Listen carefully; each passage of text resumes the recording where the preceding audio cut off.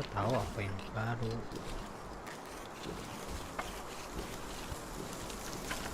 Mau nonton PRX.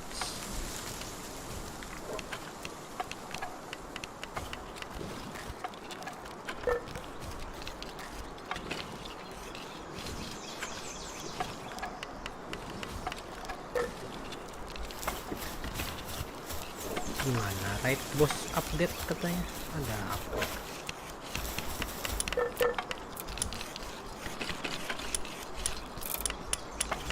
Ngawur, lupa.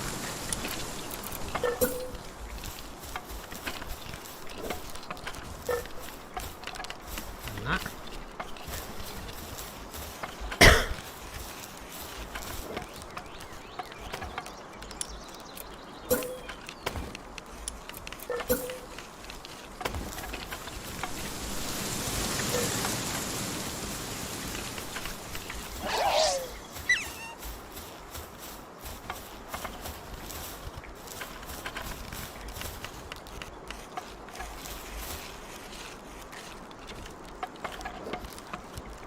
iya.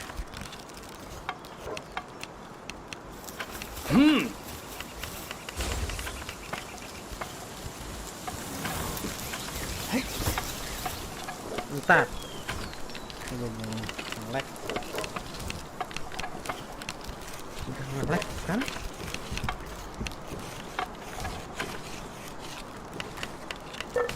Iya, udah kepencet.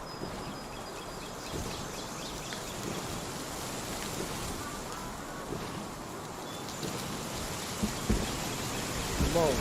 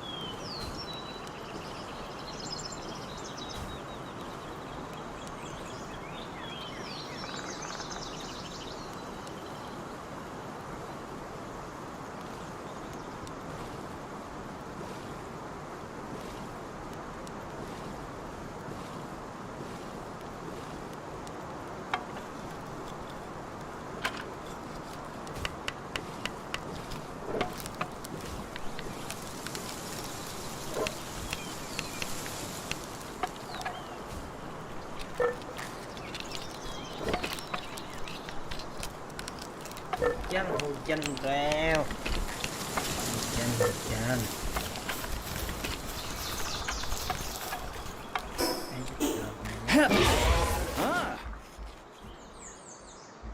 Mana ya right bos itu mana lihat sini deh.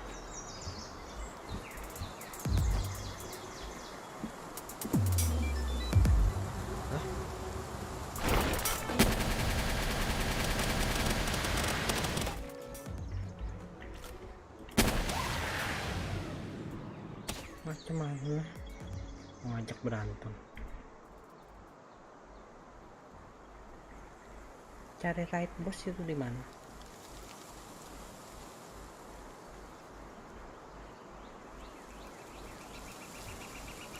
Bentar.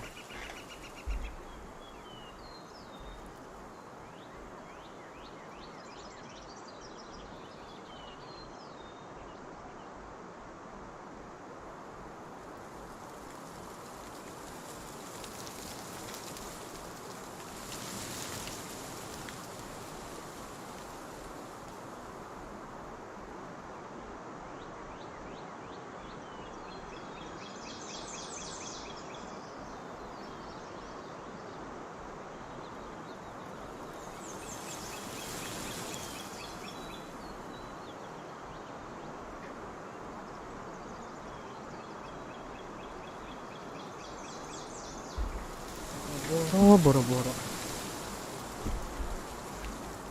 itu kah?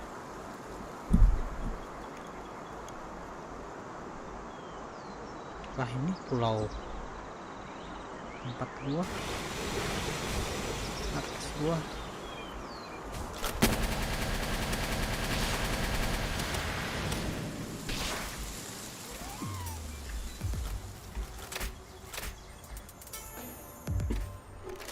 Mana map update tapi di mana?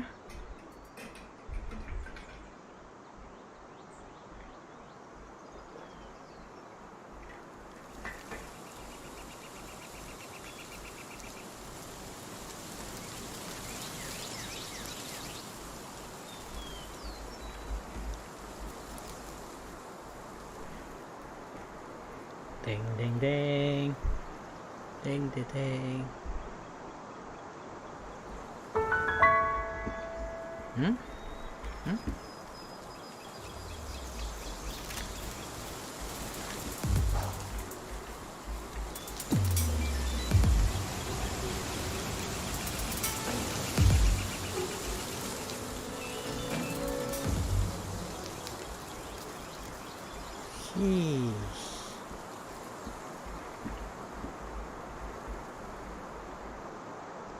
Ada pohon buah nih.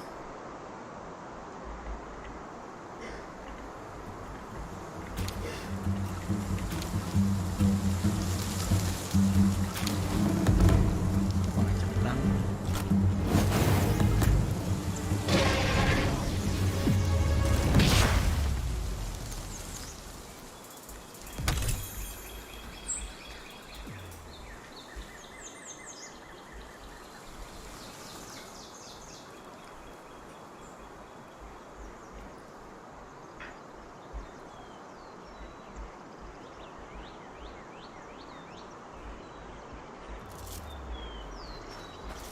Nggak ada bro.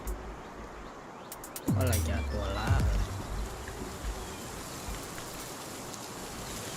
Ini ada itu.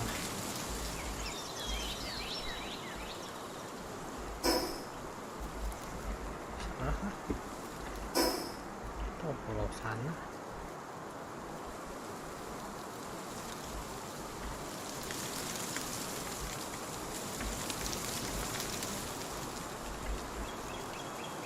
Ini beda jet kagak.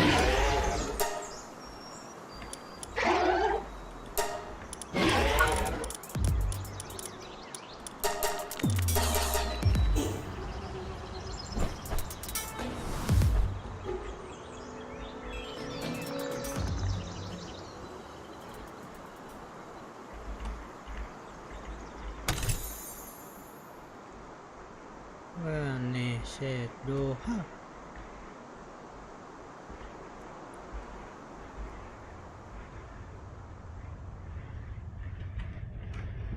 Cepet banget berlalu.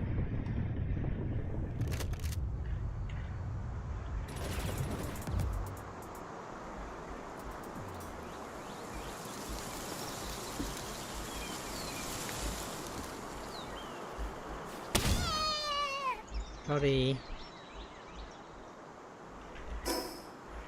Wing lagi mencari.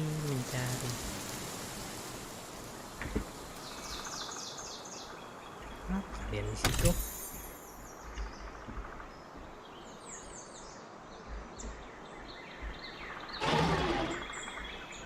Angry. Ini enggak otomatis. Otomatis.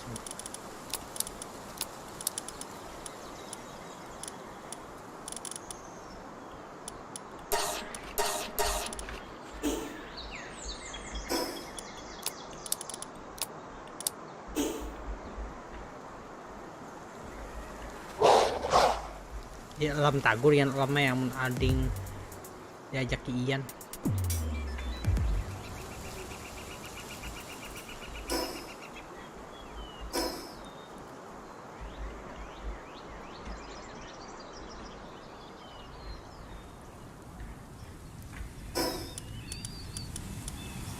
Siapa Andre? Oh beda cerita. Oh pantas nggak cepat. Pantas nggak cepat kok dari.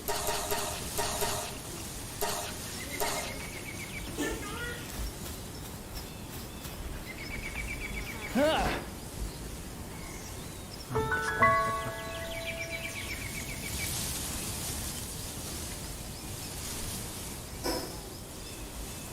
Nomor gua kemarin.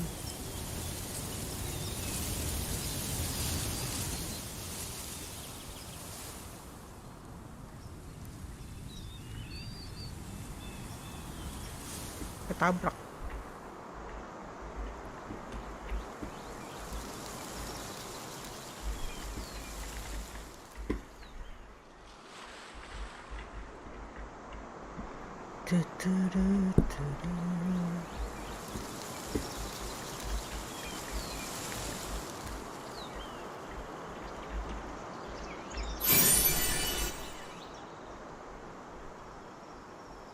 Punya Jojo nih.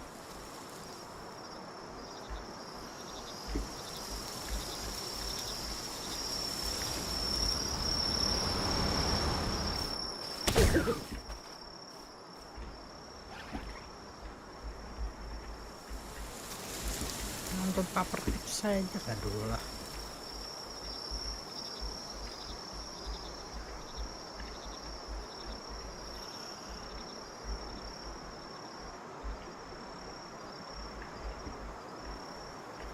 Mulai kan ya?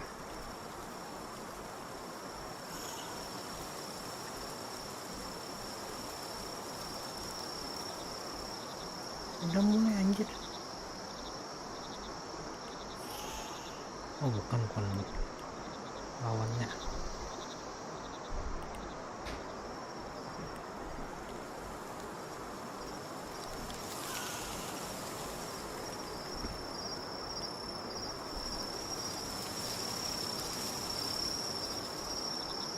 Bentar. Perlawannya. Lu kira udah mulai PRX. PRX.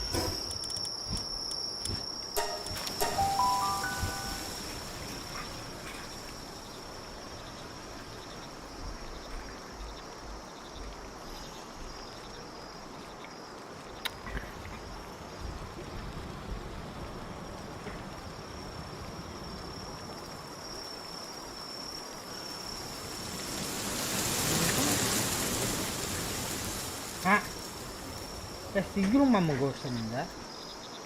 Siguro mamagosanda. Pakan itu aja lah. Pakan kopi lagi. Ambil gelas, tumpah.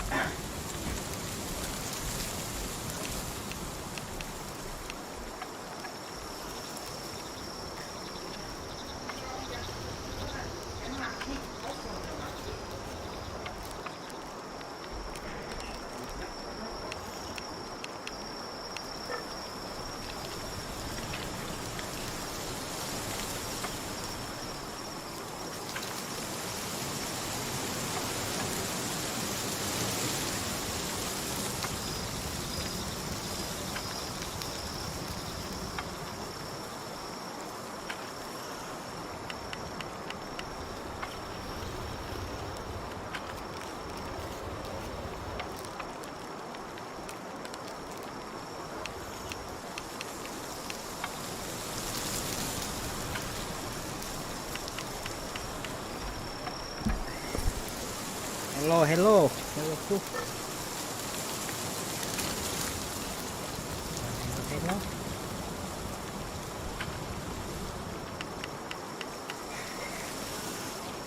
Start. Gatel anjing.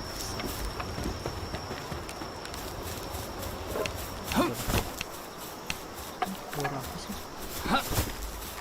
Kamu nggak main? Tuh.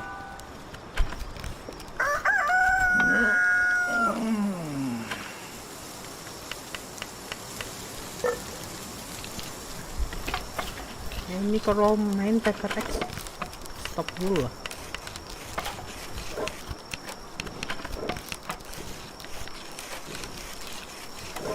Kayaknya stop dulu. PRX.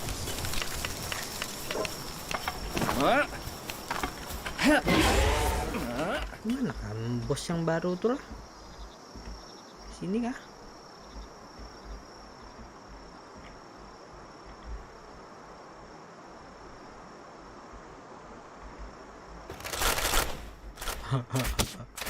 Habis naga.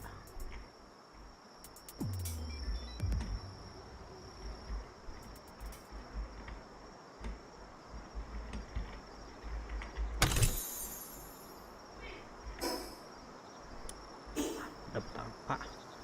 Mana sih bos baru itu? Bentar.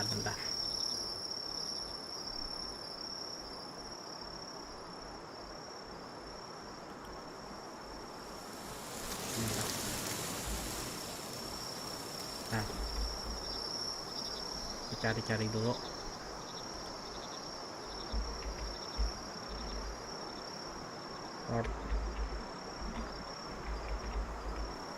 Headboard. Where?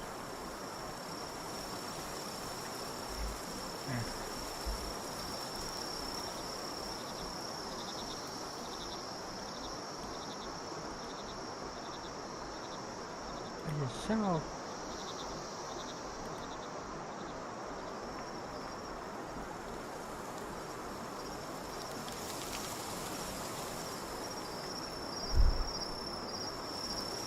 lokasinya di mana? Oke, kasih tahu aku lokasinya. Di situ katanya.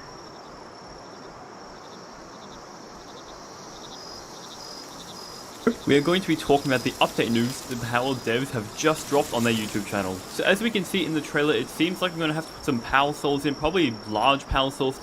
It's a bit odd that they're going to maybe put a raid battle right next to a fast travel station, but this is like the More. Itu katanya.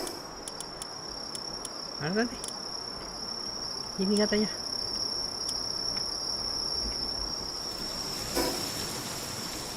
Mana tuh kapsel? Balik lagi lah. Balik lagi kan? Iya, balik lagi.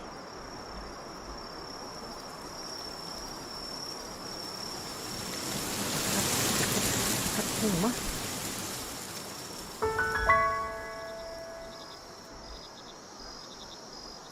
Katanya di sini.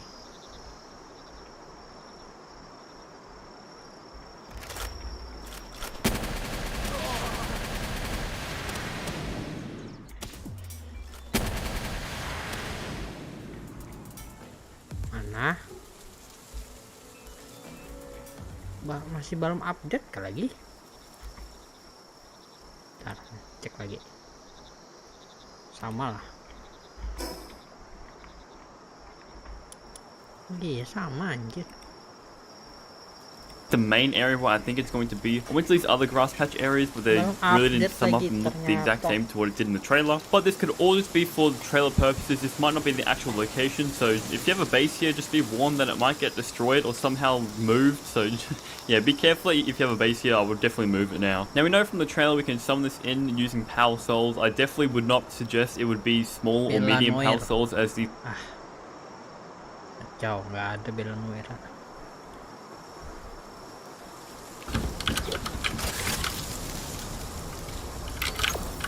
Grenade 配置。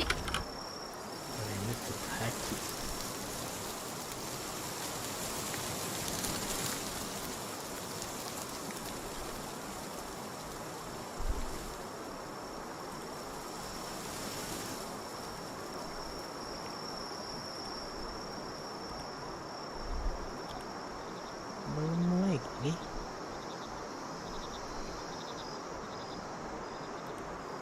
PRX-nya belum mulai. Pantes kita dicari dari tadi nggak ada tuh. Wah, nggak ada konten baru ini, nggak terlalu seru.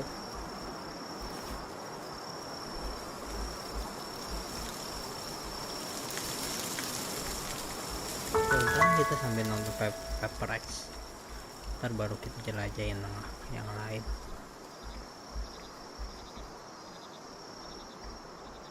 Oh ho ho yo yo yo yo yo yo yo yo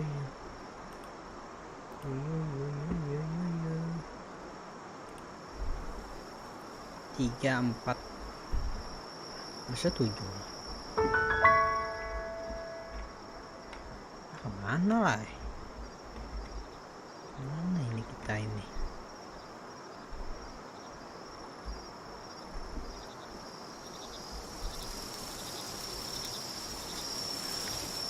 Ya, tantangan lagi kan, early access-nya lama banget nih.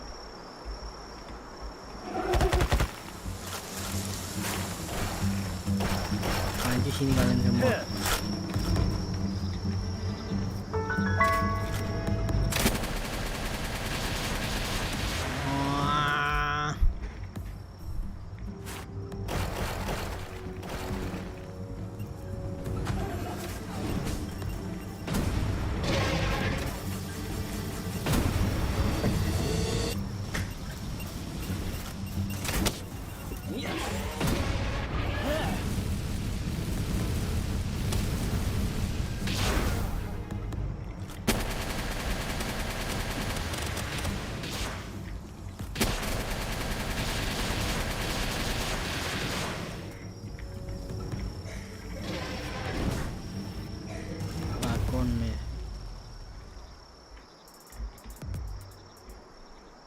Nah, selamatkan kau.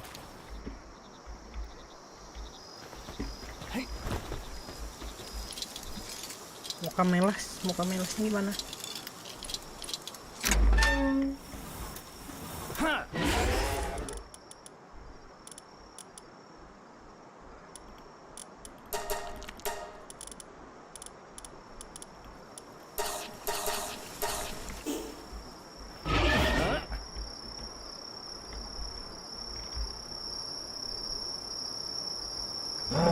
Udahan air liat. Hah?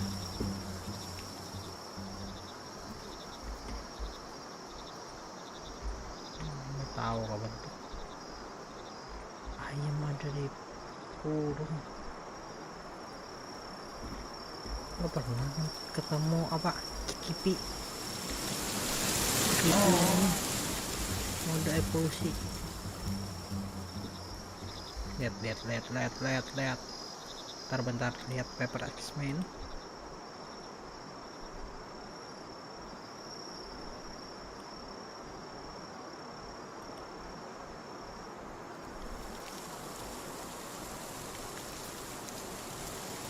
Belum.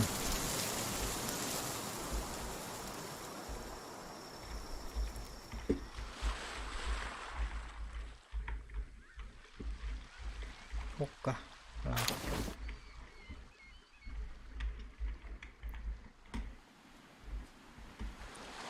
Sering ketemu shiny cuma di sini dong.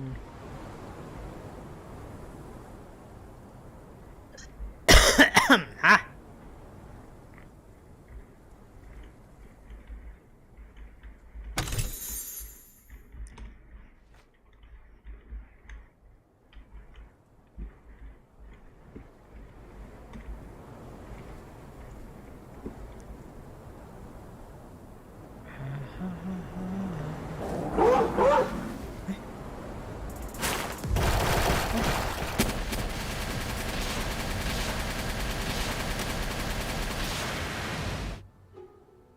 Anjing gak tahu diri, anjing nih.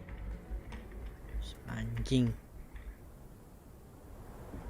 Ini apa ini? Berikan nih. Dungeon 38.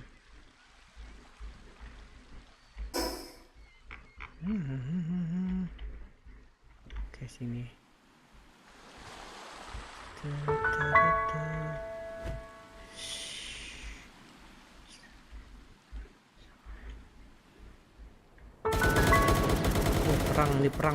Perang weh.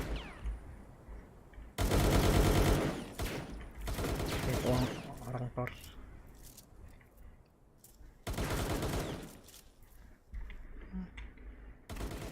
Perang.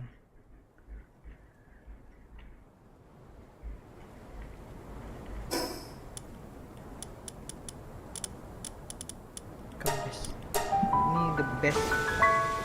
That's the best.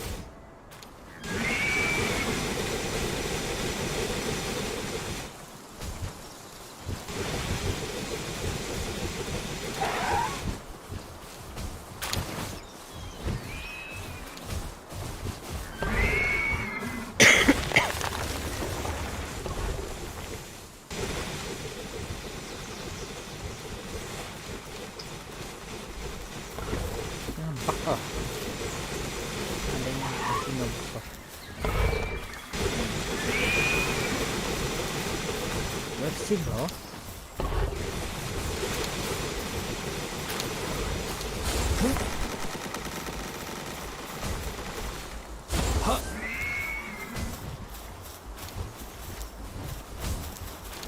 Ini bikin tempat tidur sih.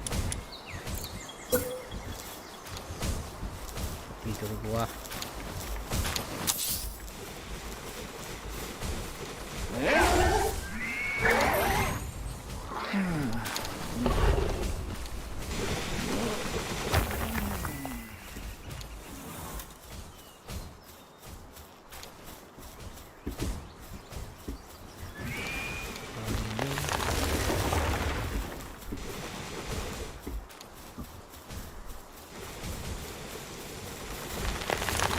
Tempat buat kawin.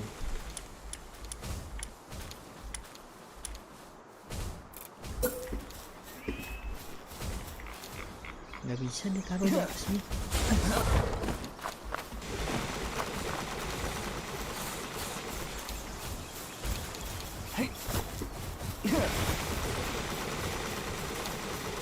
Bisa lihat. Bos.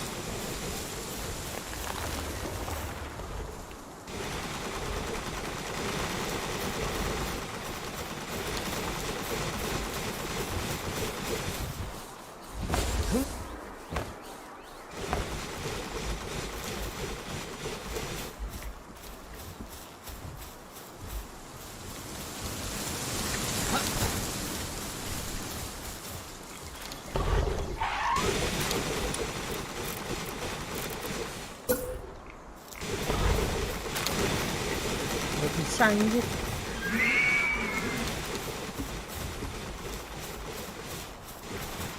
Ah, udah bisa. Ini bisa kawin sih.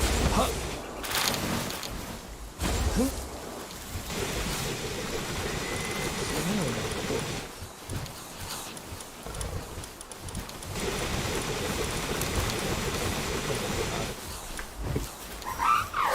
Makanan boros bet.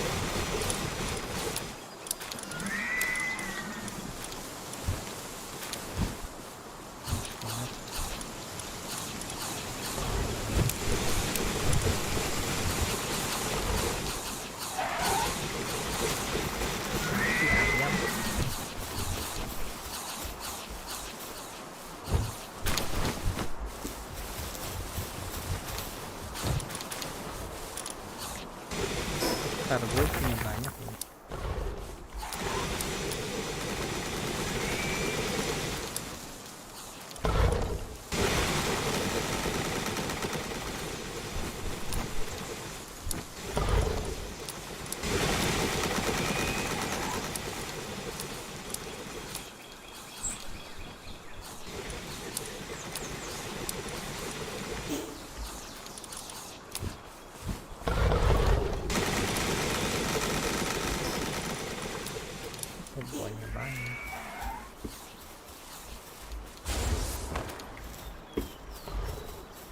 supaya berkualitas, lebih berkualitas. Enggak mau ciki. Upgrade aja ciki. Kita lihat PRX.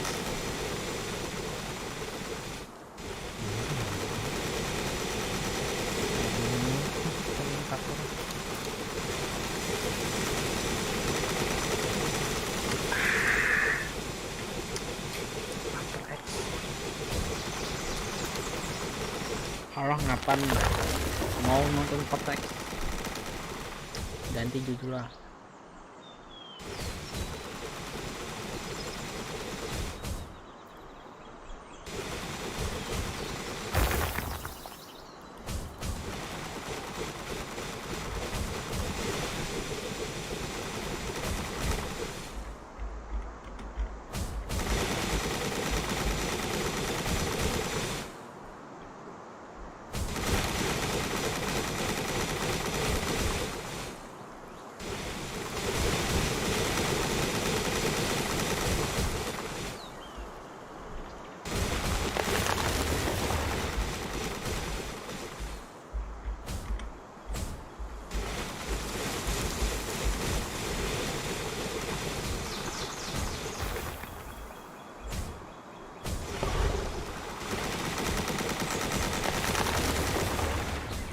Bentar.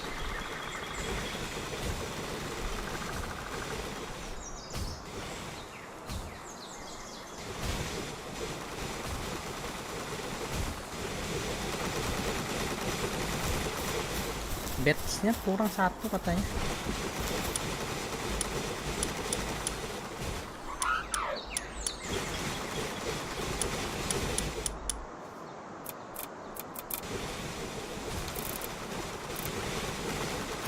Nah ya,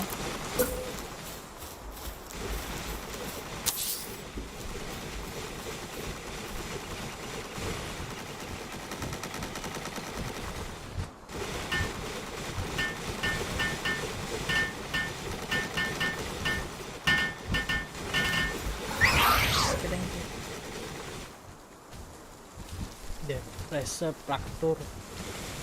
Udah kasih ini.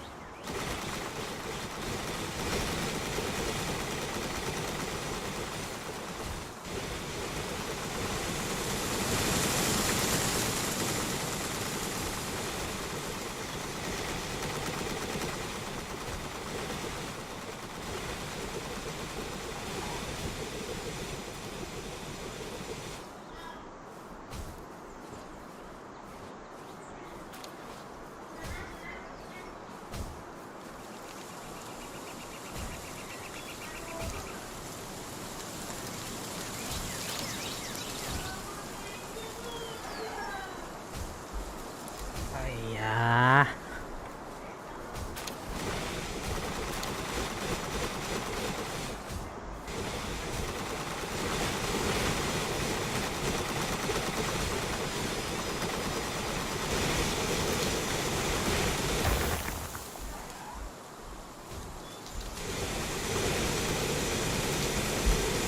Full kerja mereka.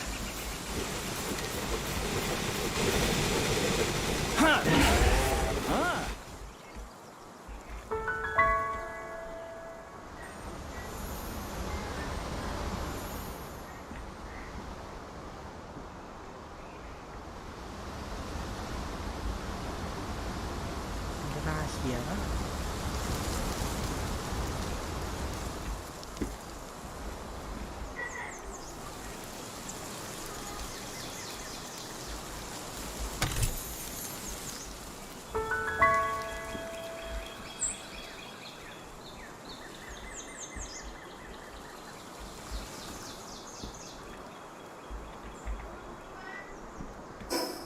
Eh.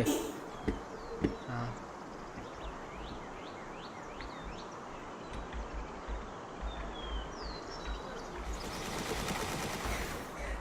Eh.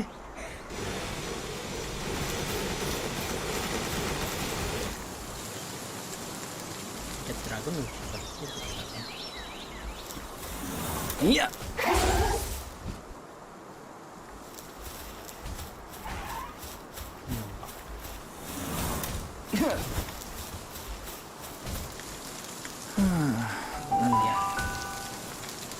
Aku tidur bagus.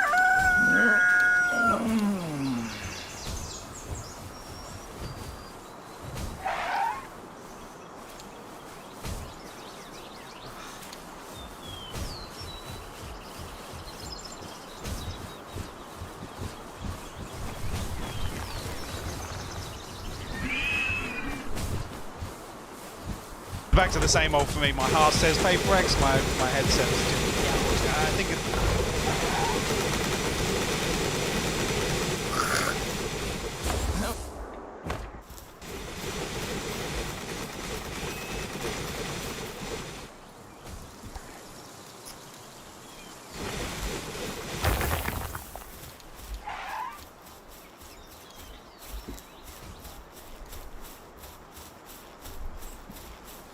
Dunia Palworld dikuasain.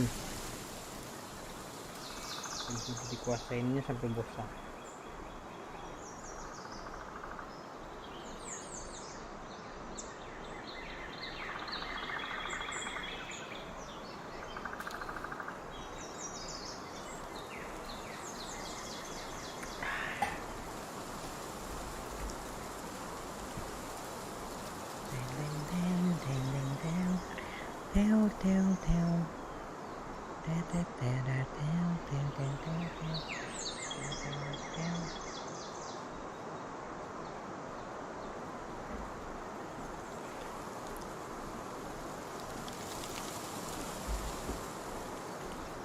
Keluarin dulu gamenya.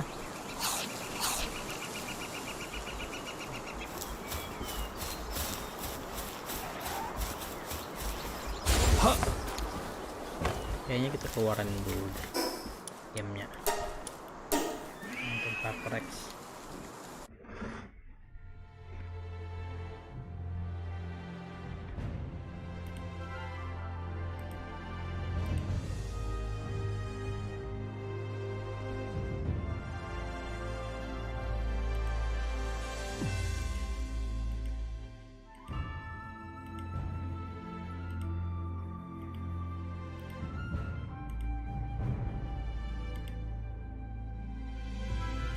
Oke, game. Oke. Ada iklan kampret.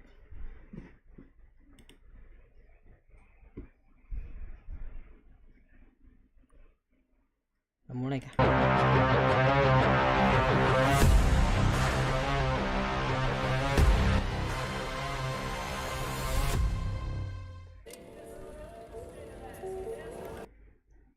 Malah masih introduction.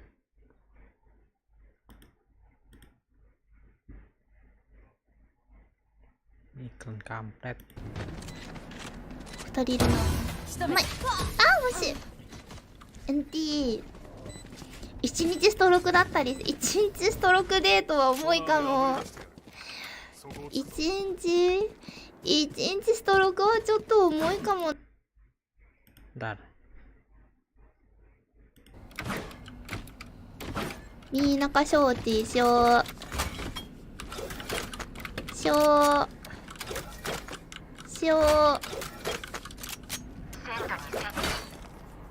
Apa ganti pistol nih? 来い。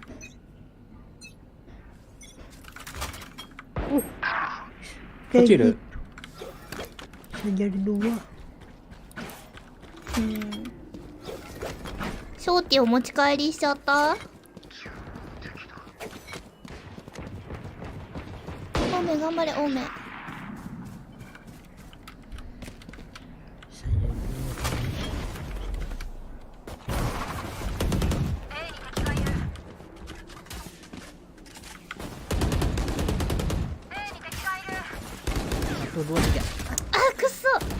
シュ。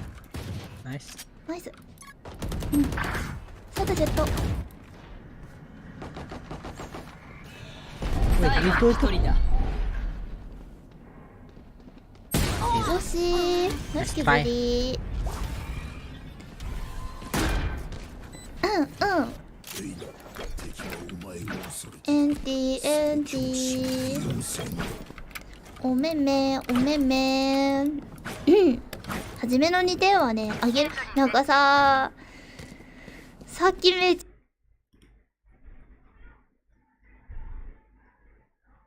mulai kan ya.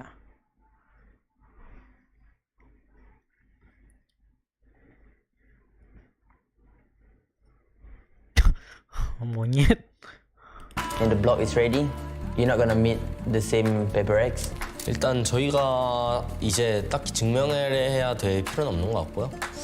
그냥 Oh, nih 뭐 perwakilan 무시당할 그것도 없는 것 ini 같아요. Korea. Here we go.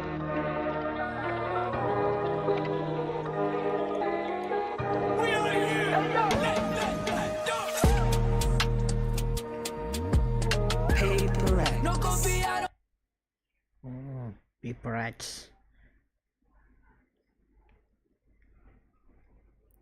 Hey.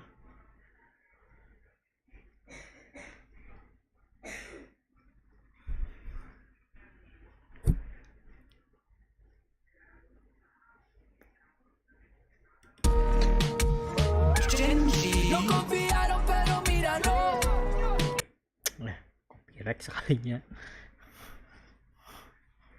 Apa pakai musik-musik kalau sebuah musik-musik lah.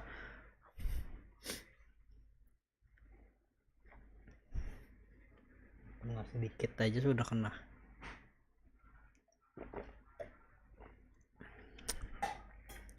Kena copyright. Apa sih aku? Astagfirullah. Of Pacifics, but this is a different stage and a stage that PRX have conquered over and over again. These teams, they have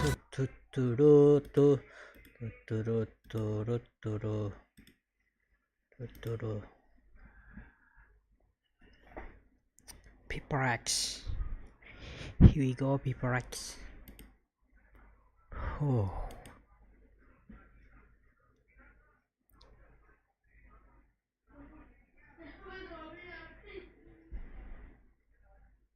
What do you think is going to happen with this team? They always surprise. They always find that miracle. And that's what makes playing them so damn scary. Yeah, PRX is the definition of any given Sunday, really, of what you get on the day, especially now we're thrown into the mix of...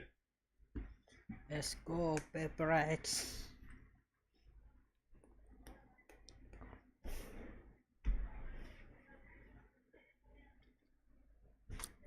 Oh, yeah.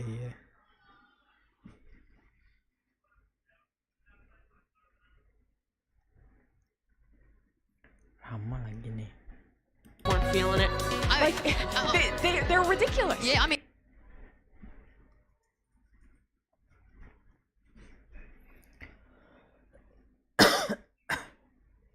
Nah, mulai itu nih.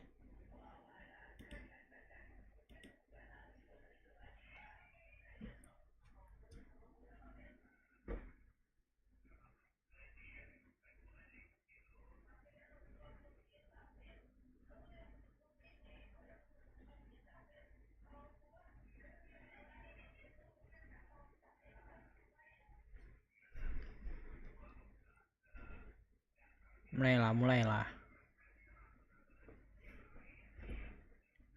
Sistem eliminasi kan udah nih. Gugur eliminasi.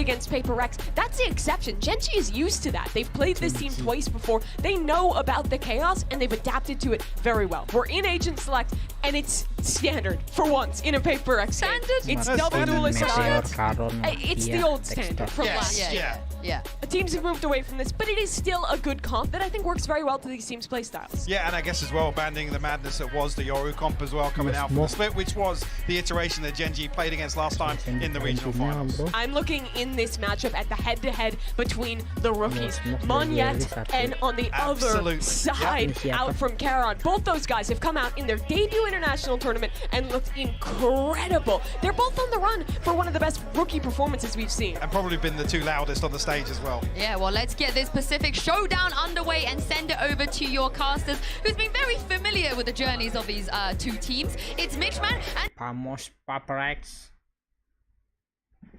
Alah, menunggu lagi.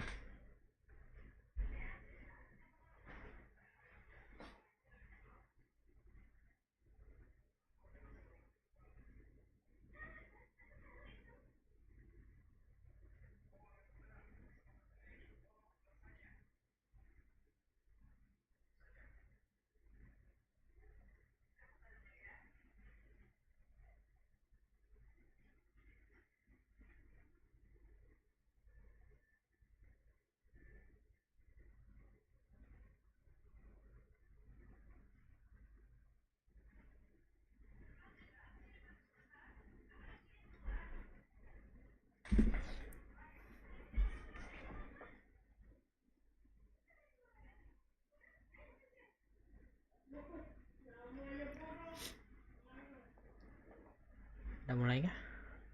Both teams play their best so that whoever goes forward is going to be able to match up against America, who I think most people at the moment are favoring in this tournament. Yeah, it definitely feels like fan sentiment. Even from what we've seen, Sentinels have just looked unchallenged throughout this tournament. Yeah. Other teams have had shakier starts, but also you saw what Loud did in their last game. I'd be scared of them just as much. Well, you know, talking about this map in particular, we're going to see Split popping up. And actually, for the whole series, Split, Lotus, and Ascent, the first three maps of the BO5 that they played regionally, that Gen G won dominantly. Now, the reality is, coming into Split, Tom, it's not exactly the same, because PRX before, they were running Forsake. Okay, PRX.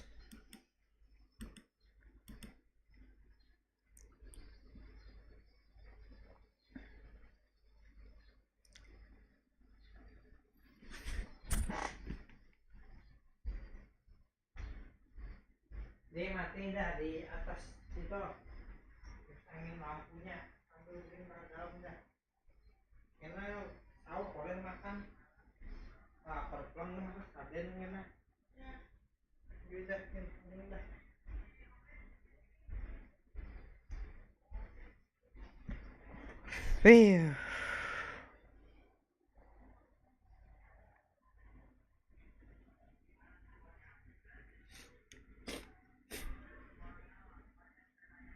Udah mulai kah? Banyak.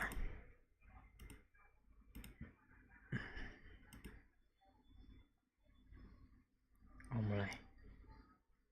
He has someone else's like game. It's not Forsaken like game. It is okay for anyone else. That would be the best game they've ever played. Unfortunately, he does that every week. Well, we talked about this on the desk. I heard Mimi say, well, okay, if you think it's going to be 2-0, who is the team to 2-0 it here?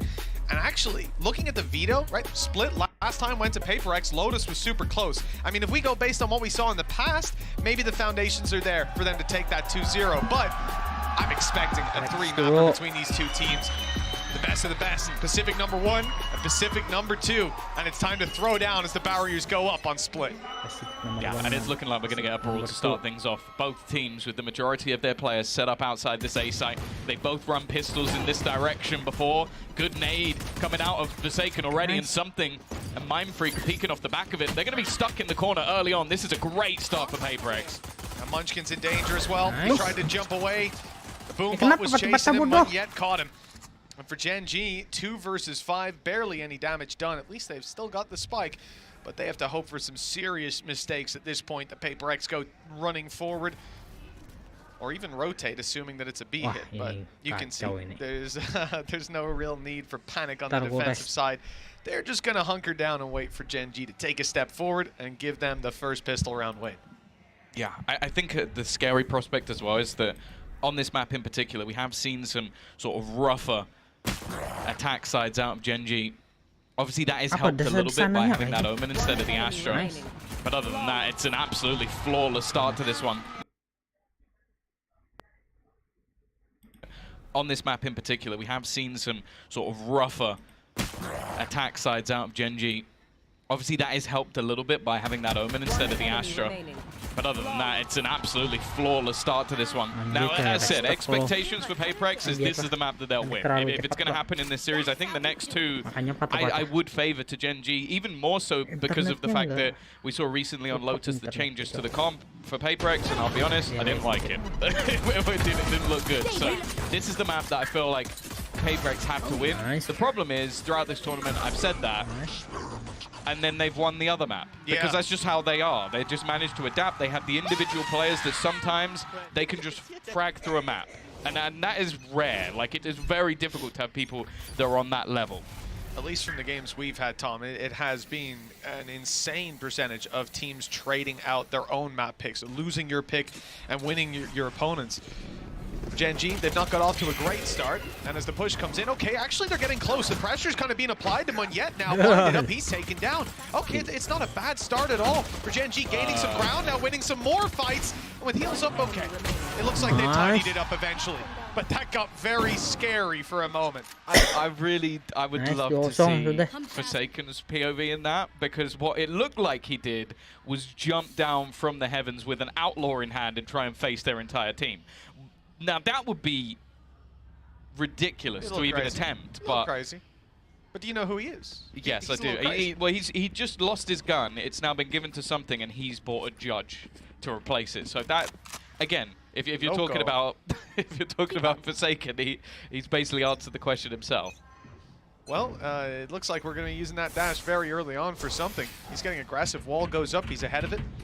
Looking to take someone down. He got the shot off. 10 HP left on Meteor, but that's the one problem. If you're the one taking contact with that outlaw, you're not going to kill the player. Sky. You need to get out. That's the thing. They can just heal him back up, so that it's actually not that problematic for what was an early battle. You can already see heading over in that direction. Munya is going to get aggressive as well. Bear in mind, this purchase is fairly weak for PRX. Normally, you'd see a rifle or two in the mix, but this is just SMGs. It can work, more so on Split than probably any other map. This crossfire is fairly nasty, but that's the thing I've really enjoyed about Gen.G. They've been methodical. They've been careful throughout this tournament. They are not one of those teams that are just aggressively running in and blitzing their way through rounds. They can. They have the skill to do it, but they're always, especially in these sort of rounds, very careful. And it looks like caution's paid off for them. Whatever noise they made on A has sold it to PRX. We're now running the gamble on an A stack. Of course, there's an outlaw there that could be retrieved. I doubt it even will be. It's quite far up, and the player that will pick it is in heaven, because that spike plant should be coming down in a little bit. PRX, hear no noise, see nobody here. There's a flash still on Divide that could be used to clear outside of it, but this late on in the game, you're just going to sit there, hope they dive into you. And as we can see, they've gone to the exact other side of the map. So, you know, it's hard to get back into a site with these weapons as well, especially a site like this where pretty much every fight on the way in is long range. See, normally you talk about, okay, maybe going down to the spike or just trying to hold for exits, but I am waiting for Forsaken to attempt to try and blast back through something, and already, Mindfreak taking a lot of control. Now, Texture in a fairly solo position. There's a chance. There's the blast packs already, and there's the judge. Exactly what Forsaken does. He got a rifle, but it's very short-lived. Nice try. Well held by Gen.G, even with a little bit of chaos. Yeah, I mean, they spread themselves out there. Lots of space, so even when that judge gets up close, he's only getting the one, and it's an immediate drop. The rest of the players easy to deal with when you've got that kind of weaponry advantage and you're not caught out of position. 2-1. It's a fairly bog standard start to the game. Pistol win for PRX, follow up, and then they lose. I mean, the one thing that we'll say is that maybe that third round could have seen a bit more damage out of that side. But again, they did gamble on a site. It didn't work out.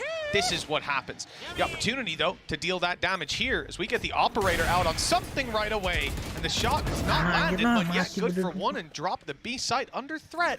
But Gen.G back off. The whole time they've been leaving Meteor outside of A to catch a rotation. He hasn't found one, but one can assume that rotation's going on through the spawn right now if you're Gen.G. They don't know that Mindfreak's still very much close. Yeah, they also flash mid on the defensive side, so they have the information that there was no one there, so they're able to gamble an early rotation in towards this A site. Forsaken Still with the judge, it's just going to make sure he keeps control in mid, but it's slightly more stacked up than you might expect. The only problem is he might get caught. He's switching between utility. Finally, will pull the gun out, but the aggression of his teammate gets absolutely nothing. And well, there is the 4 of the judge. Not going to find anything more, and for something, I hope to God he's going to save. It's not the round you want to see him throw his life away for, is it? A 1v3 with the op? Possible, winnable, but not to be. If you had a few more kills along the way, a few more orbs picked up, something like that, maybe you risk it with the Blade Storm, but even then, the op is just so expensive. Doesn't want to throw it out. And for Gen G, I think they're sort of realizing that they heard the op earlier on, right? They know that it's in play right now. So they're gone spread out. Already sending Munchkin to try and find this player, and based on the time, it looks like he might be safe. They'd have to start hightailing it in that direction now. So an op for the next round, but just look at the credits on PRX. It's not like they're going to be able to fully recover into a standard buy. I think the pendulum's kind of swinging in Gen G's favor now at 2-2. Economy's under their control, and ults will come online soon. Yeah, and as I said, when we saw them play against CDG, they had a really stellar, aggressive, and confident defensive side. So I think for them, any sort of grinding out of these early rounds is going to be really important. Sure, you're still going to have an operator onto something, which alone can be enough to cause issues in the round. But as said, they've been methodical. Their utility's been good. They instantly had a snake bite that went through to deny him that early aggression. It's expected at this point. By the looks of things, they may even just be going for an early A take. They are all set up outside.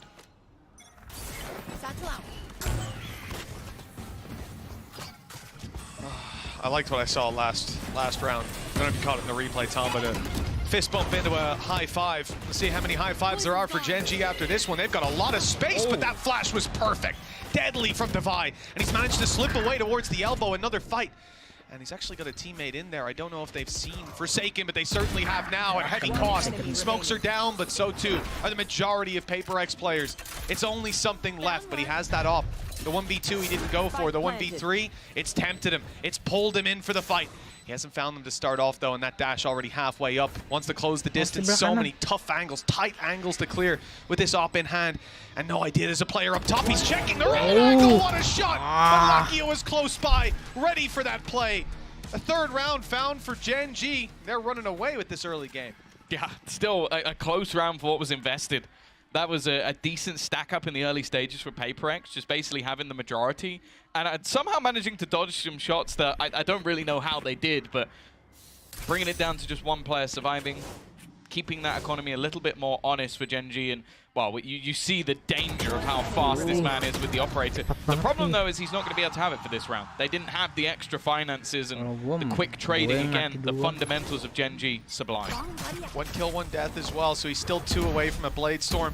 So we're down to just that rifle. But as we said, ultis were coming online. We saw the Seekers used by Lakia, finding a lot of information.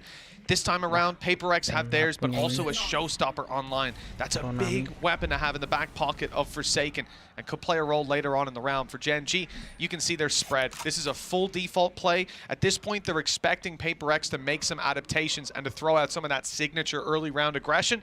Still hasn't happened, though. They're happy to bunker down and wait for that push to come through. Like I said, the other problem here, Gen G have a lot of credits built up. If PRX lose this round, it's going to be a skyrocket. Oh, maybe when. That's not the start they were looking for. 2 players down immediately. Forsaken's been a hero before, but down to just 5 HP. That's not really going to work too well for them. And the Seekers went towards mid, but also in towards the A site. The realization's there eventually. Mindfree can win this battle. It could be huge. I don't think they're going to expect him. It's such an obscure position to be in, but then it's almost revealed. Divide, though, has done well. Bringing back 2 kills. The spike just about making it to the site, and it is going to bait in. Nice work from the side of Munchkin, teaming up with Texture. It leaves this man who did get healed up early in the round. As I said, he's been ever so devastating. Showstopper might just be able to clear, shoots it into the Viper's pit, but actually, Munchkin's just teamed up with his teammate. He's just left it. Doesn't even mind about the pit. I don't know if Forsaken realized it, but it doesn't even matter. Loses the fight to his counter raise, and the march continues on for Gen G.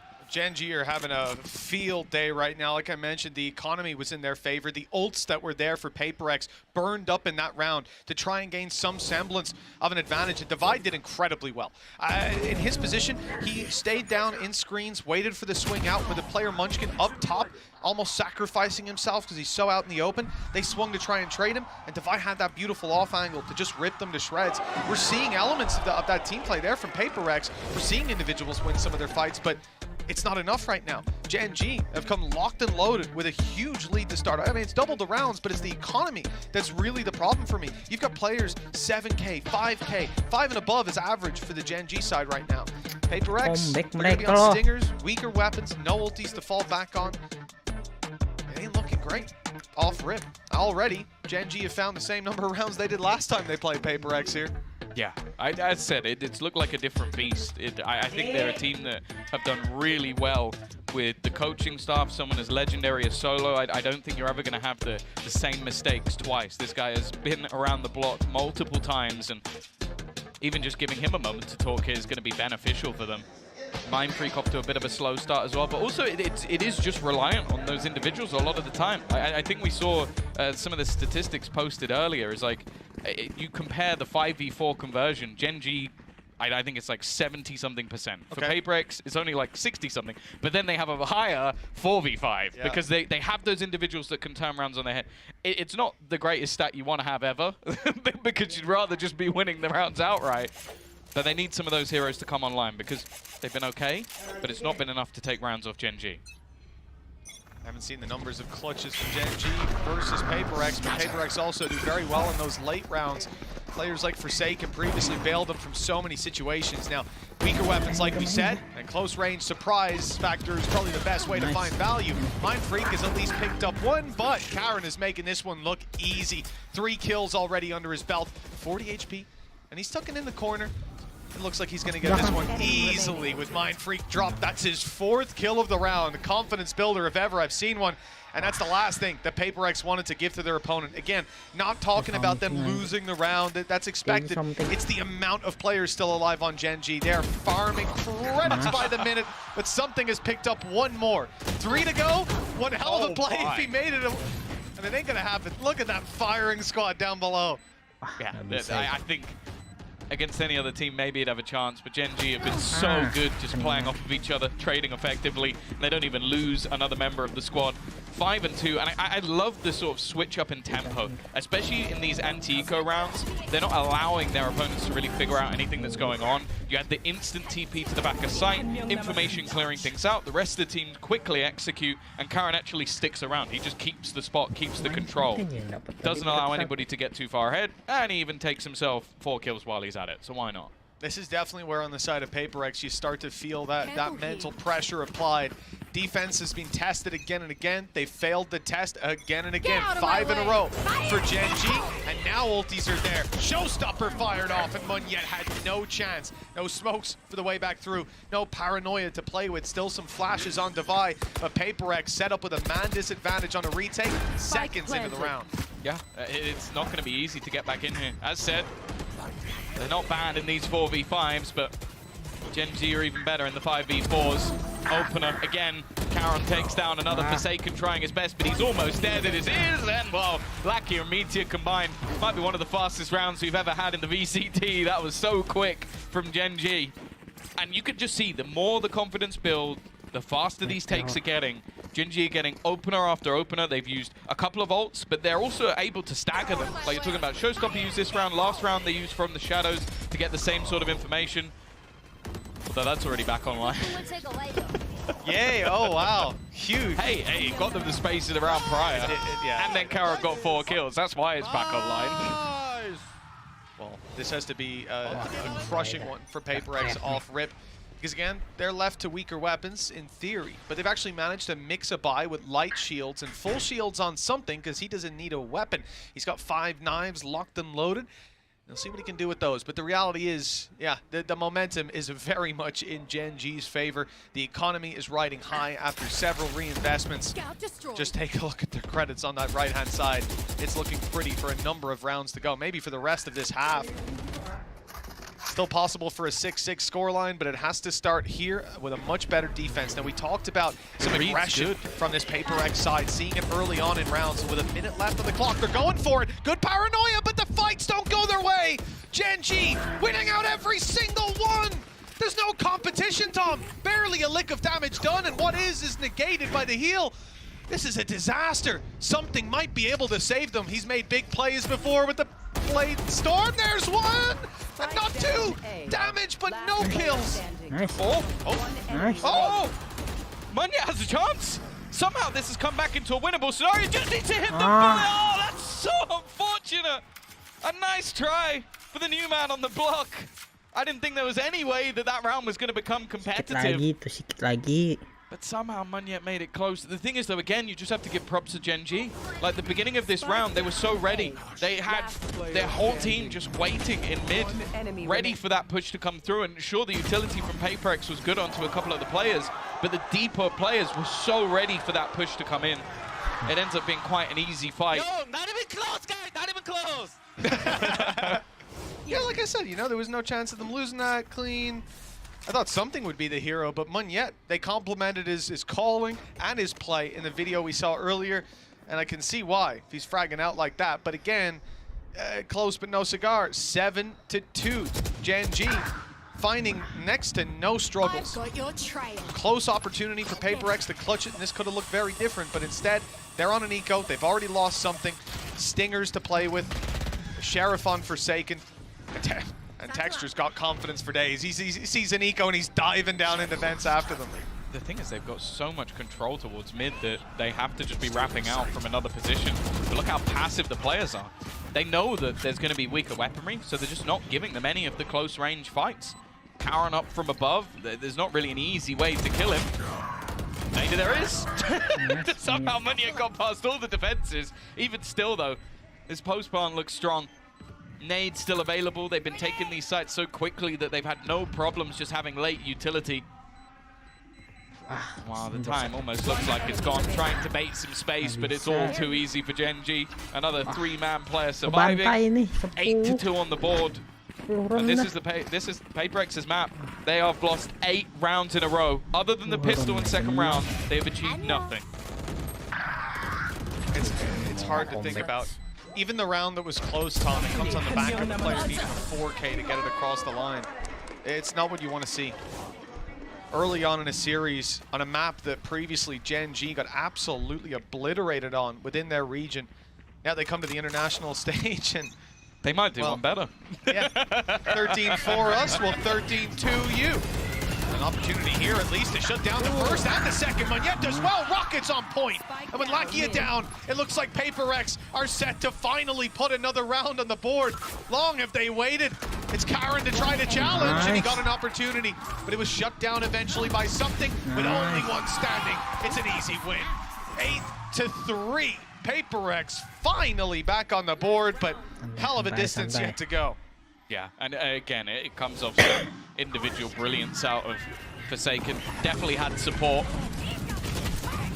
I think he doesn't get that kill if it's not for Munya being able to kill off the close player, but it's at least a breath of life. We've seen them have strong attacking halves before, so even a sort of 8-4 scoreline wouldn't be a complete death sentence. I'm looking at 2 operators on the attack, though. Obviously, it's something that can be dropped, but they are waiting for aggression here. And it's coming. It's coming. They ain't waiting in the right spot, though. Those ops are elsewhere. And that mid-control is going to be completely conceded. The golden gun on Lakia. Good to see him showing up. Really swinging. I think he's currently 12-6, 2 KD on the board, and a chance to push it even further at 8-3. PRX tried a mid-push, got denied. Now it seems like they're caught. 1 foot in the grave. They don't know whether to continue on that aggression or reset for the later play, and Gen.G have not made a decision. With 1:05 seconds on the clock, they don't need to rush. They're holding tight, waiting for PRX to make the mistake. They're so nervous of someone being within the smokes that are placed. Most of the time, those smokes are being put down by Munya just to deter aggression, which is exactly what it's done. Texture, though, might have a fight. Because they're so passive, the operator could be so valuable here. There's no one on the backside once again, but the spike is looking to wrap around in the other direction. A peek out from something. Oh, I think Meteor's seen him, but It won't matter too much for now. It's going to activate the dash. Something goes peeking, but now I'm just looking at that timer. TP into the backside once more. It's been cleared out, so the spike will be able to go down. This almost has to be a complete retake. Oh, nice shot by Lakia as well. There's his 13. Spike drop. An opportunity indeed with that spike down. 15 seconds left. It's time for Gen G to get a move on. Munchkin has to step out from that corner, and he's being caught. They need to dive on that spike and get it planted, but PRX are in their way. 4 rounds at the half. It's not a death sentence, like you said, Tom, but certainly nothing to celebrate. This has been a strong performance from Gen G. Lakia leading the charge, and plenty more left in the tank for the second half. You have to hope that PRX have got something special planned on their attack, because this was a really, really rough scenario for them to have to fight back from. Yeah, it is definitely a troublesome position to be here, but the fact is, there's definitely still opportunities. Even still, though, you said Lakia's performing. Let's hear from him now.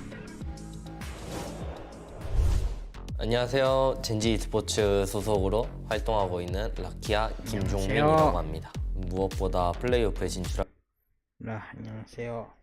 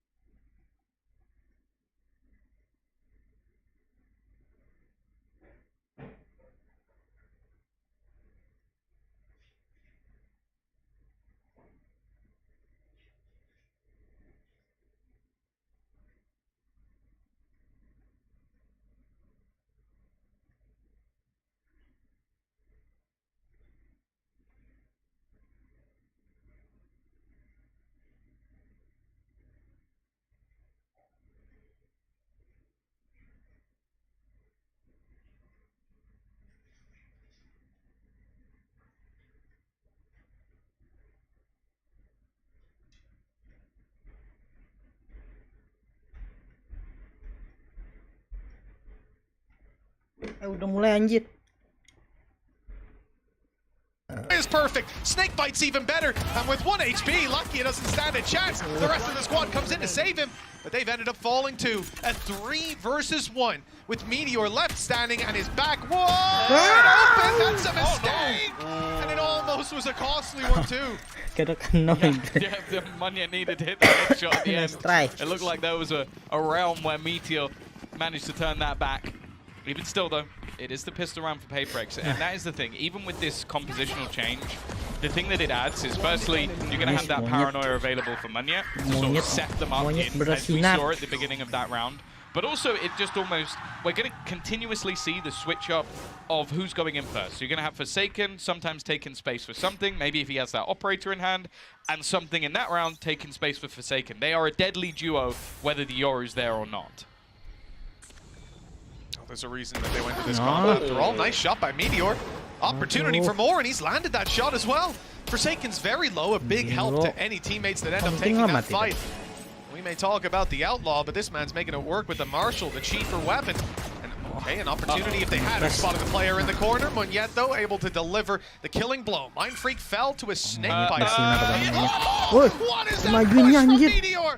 You will rarely see a man with the goal and the gumption to do such a thing. Karen, 1 versus 2. A serious opportunity. Yes, he's far away, but that might mean by the time he gets here, he could pick up a weapon. It depends, though, because PRX, that's the thing. The blitz plays of PRX have been so fast that there's actually still loads of time. They don't need to over-aggress. They've just thrown out the guiding light, the flash to get them a little bit of extra information. Still no weaponry found. Now, Karen does have himself a paranoia. He's brought up his full belt of utility. If he can somehow isolate one of these jewels, for now at least, it seems like he's waiting for that site to be taken. Smoke will give that away, the spike being planted, and now he can look to try and see if there's any gun to be had, and there you have it. Thank you, Yeti. Yeah, we've got a Bulldog to play with, 100 HP, a Paranoia still online, both smokes. Timing is key, and they swung him together. That's a 3-2-1, perfectly on cue. They won the round, Tom. 3 players down. This definitely isn't how they would have wanted to start it. And when I add to that it's a Marshall headshot, okay, what can you do? And another Marshall headshot from a guy pushing the smoke close range, using it like a shotgun. That's not going to feel great. And the other player died to a snake bite. So, few kind of random engagements that ended up rocking the boat a little bit for PRX. We'll see how they recover. When the thing is as well, the player you really don't want those ores to be going over to is Meteor. 3 away from the Blade Storm. Even just a bit of damage in this round, and he'll have something for the next.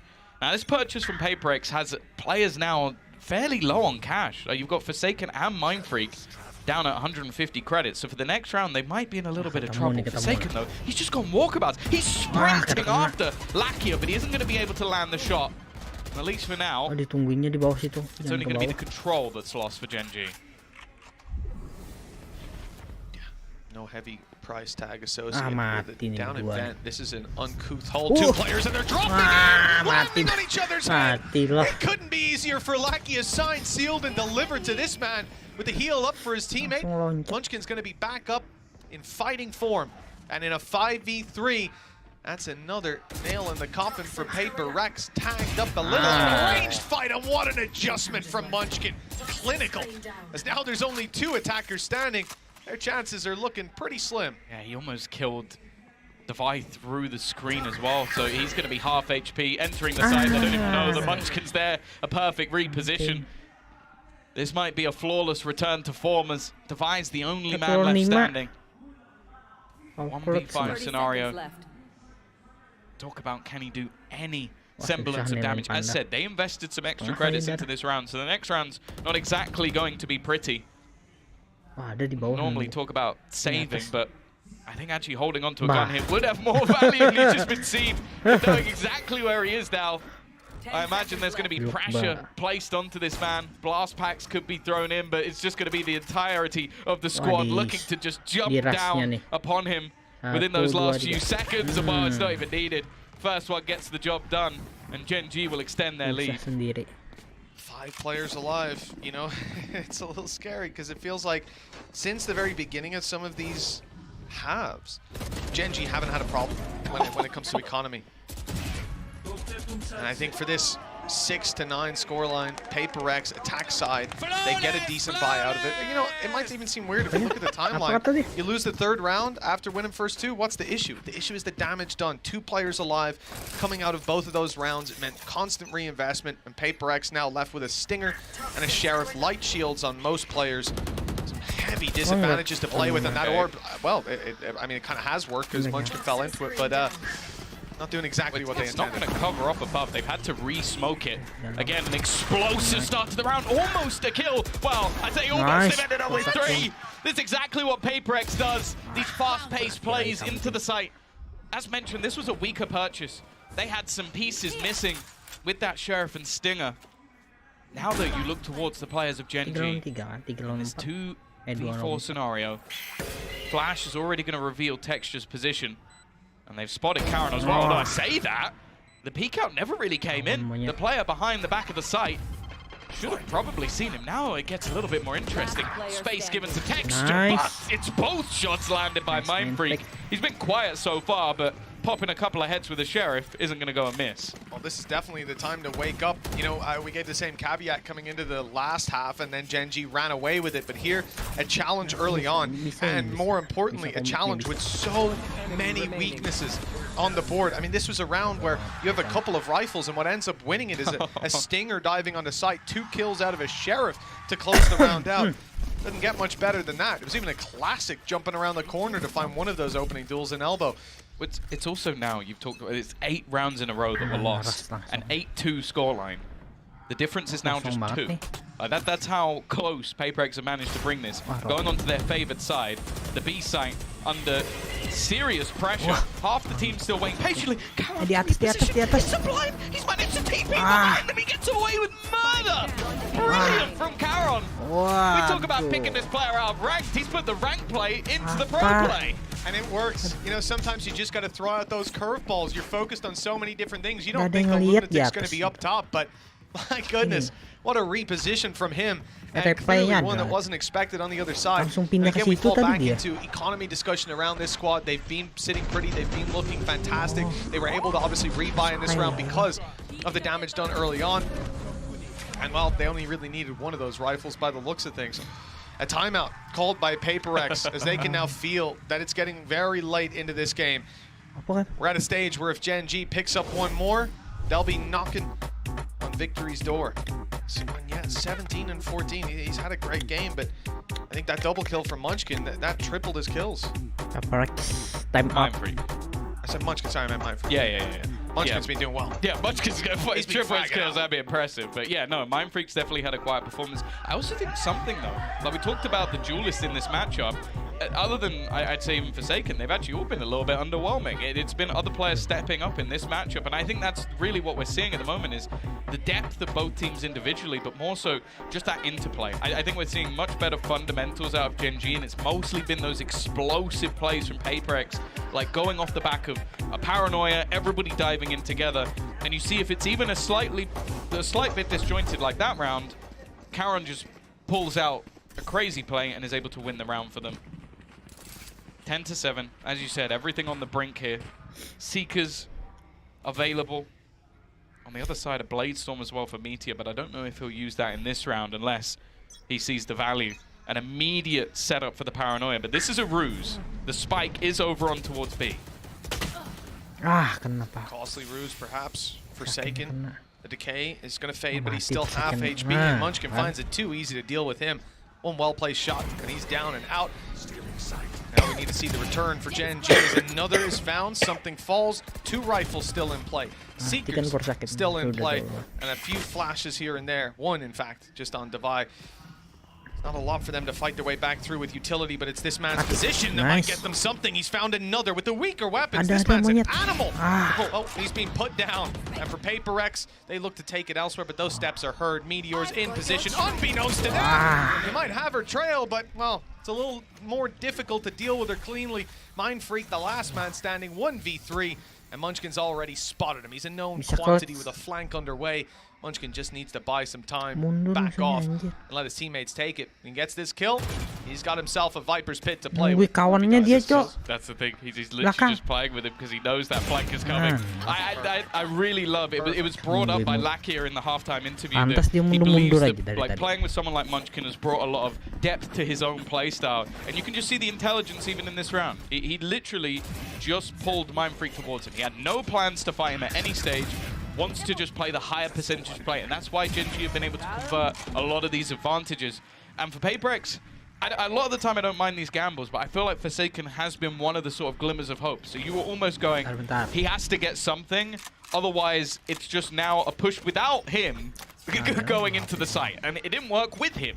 You know, the thing is for PRX right now, at an eye test, you might think it's not doom and gloom. 11-7, 4-round gap, it's not that bad. It's a chance for them to fight back, albeit here with weaker weapons, but they've looked good there. The problem is, they've won 4 of those 7 rounds off the pistol and follow-up. Like, the injection of rounds early half makes this look like a much closer game than it is, but Gen G have been dominating in rifle rounds. Now they've got 4 ultimates to fall back on, up against weaknesses, but no Lakia. A big opening kill for the side of PRX, as Heaven could now be theirs. Gen G might start to panic, might make a mistake, and with Munchkin inside the smoke isolated, that might just be the mistake they were looking for.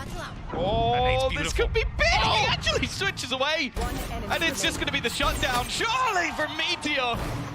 He starts off the round and ends it as well. 12-7. This map looking over, as you said, in terms of buy rounds, we've barely seen anything. 3 of them, in fact. Well, guess what, Mitch? They need 5 in a row.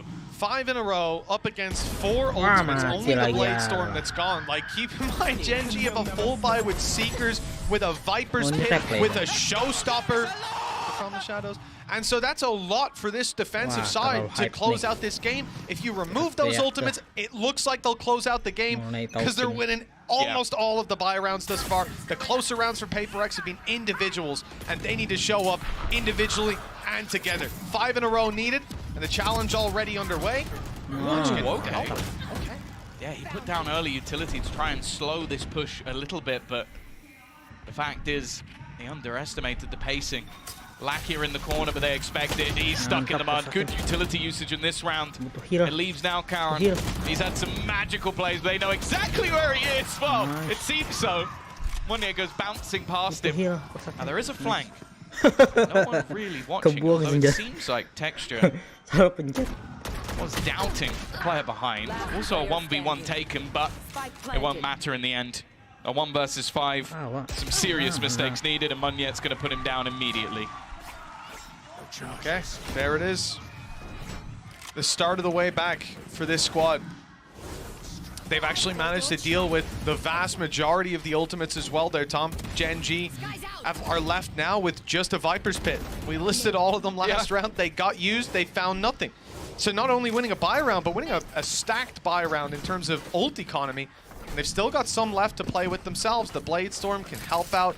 The Pit can win rounds. And with 4 needed, Gen G are finally seeing some negative economics. They're no, from Blackie was not expected. Good flash too, and it's a double. He's got his teammate Meteor with him, and they're absolutely extinguishing the flame of PaperX's early fight. This squad's going to have to go back and reconsider, surely. Yeah, I like this. Just a direct counter. These A-side takes have been one of the major problems.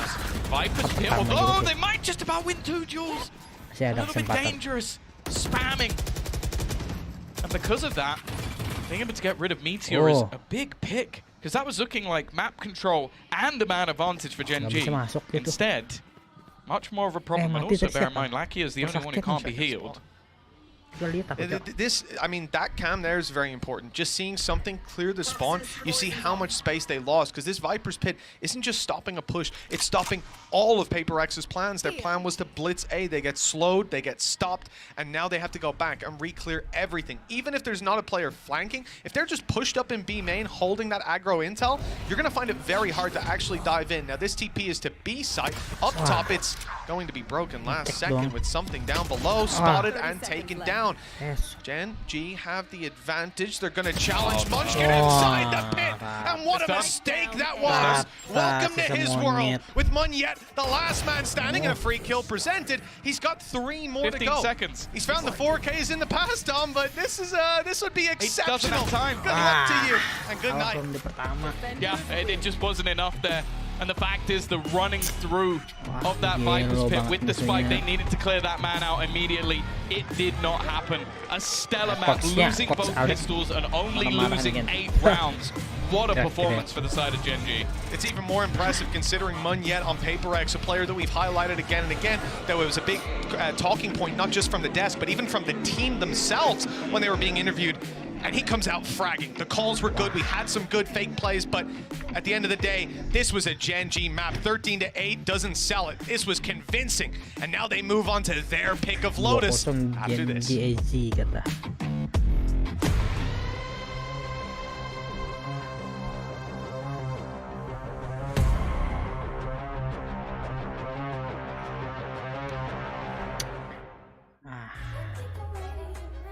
Ini nih, iklan dulu. Hey guys, Iklan you attack on Pearl. Watch out for the stairs, clear this angle. You're going to be able to fight this.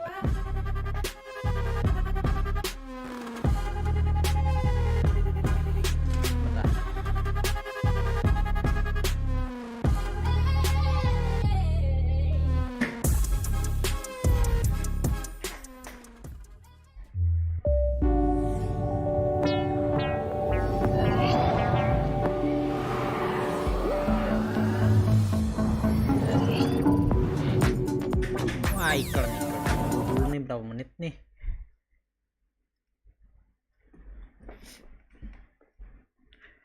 Nonton orang main pal.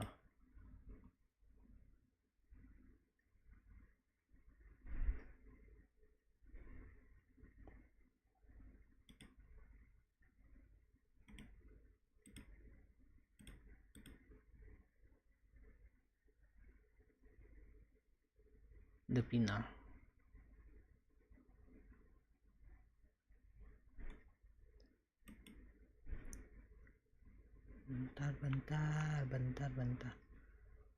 Bentar.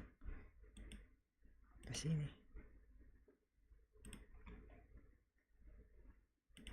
Bentar.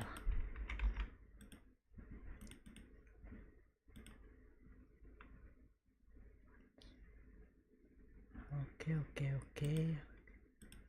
Ntar aku cek dulu. Kenapa ini?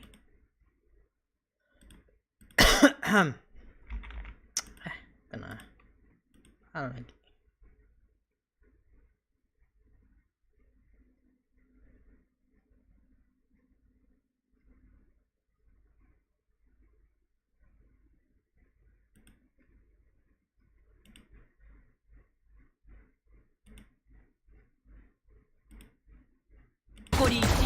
Nice. Good. Palworld orang lagi. カメラでもこれは今一つしかなかったからいいの、カメラでこれはいいの。ここで1個の B とかに置いとけばいい。待って、ここ長くない？全然こっちから感知されんですけど、なんかいい感じのダメだ、この箱の上乗られてもったいないな、このワイヤー。 Nggak apa-apa dah, Mak. Taruh situ aja. おるん。ドローン投げます、最初。ドローン展開。 Kenapa mana taruh itu kerobok kok? これいいや。マシャルバイ。イエローリコン。Tinggal rotate mereka. この欲張りカメラ。なんかいた。当て切れる。欲張りカメラ。 Merah di situ. いや、僕だってキル欲しい。待って、ワイヤー割ってる、ごめん。 Trapnya di atas itu.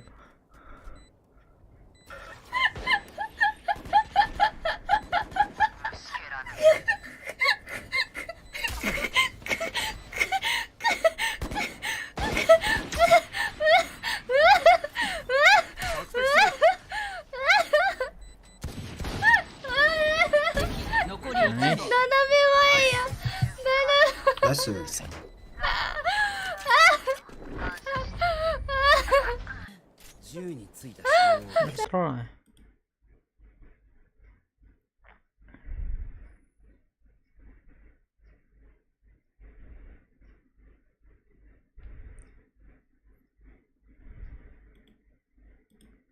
Oh, ini yang holopes kemarin.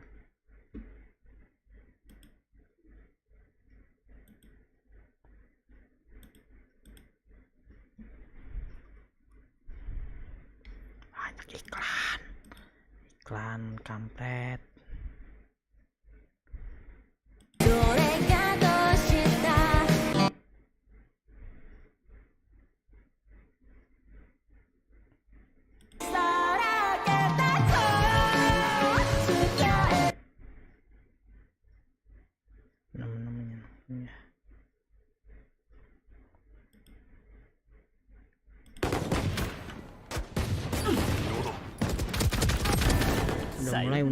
udah mulai. 하고 있거든요. 그래서 저희도 역으로 저희도 공격적으로 repress dulu, repress. 저희도 공격적으로 하자는 식으로 많이 얘기를 많이 하고 있고요. 그런 게 좀 잘 되는 것 같아요. 네, 저희가 피지컬이 좀 더 좋은 것 같아요. 지금은. 네. Of course, PRX infamous for their W gaming, but I feel like Gen G players can match up to their firepower as well, and I feel like we're shooting more heads too today. So we just came into this matchup with the mindset of, you know what, fight aggressive teams with aggressive attitude. You know, don't be afraid to take those fights, don't give them too much respect, and I feel like we're just having a really good day overall. Yeah, it's looking really good for Gen G, so thank you very much. Let's see if they can close this out. It's not just a good day. They've had a great tournament so far. I'm Yingsu and I'm back here with Mimi and Hypok. You heard it from Solo there. They're confident. They're hitting their shots. They know how to deal with PRX. And Mimi, it's not looking great on the other side. Yeah, to be quite honest, I think that Gen.G looked like a better PRX in this game, right? They had the ridiculous individual moments. They had the pop-ups, but they also had excellent fundamentals. You compare the info these two teams were getting on their defense with the Sky util. Gen.G was always on point with the rotations, setting up reclears, swinging together, whereas PRX looked like a team who was, you know, playing for the individuality. Yeah, and the telling thing for me is Gen.G willing to step into that zone with PRX, where, you know, you have the flood pretext or, you know, stacking up bodies and looking very aggressive engagements. Gen.G were getting down and dirty with them. I'm kind of coming out on top. Yeah, you guys are hyped up the rookie Karen coming to this a lot, and here he is in the Verizon high-speed moment, round 17. I mean, you gotta check your corners, man. You gotta check it. This is exactly the sort of scenario that I'm talking about, right? Making plays like this, getting ahead of this execute.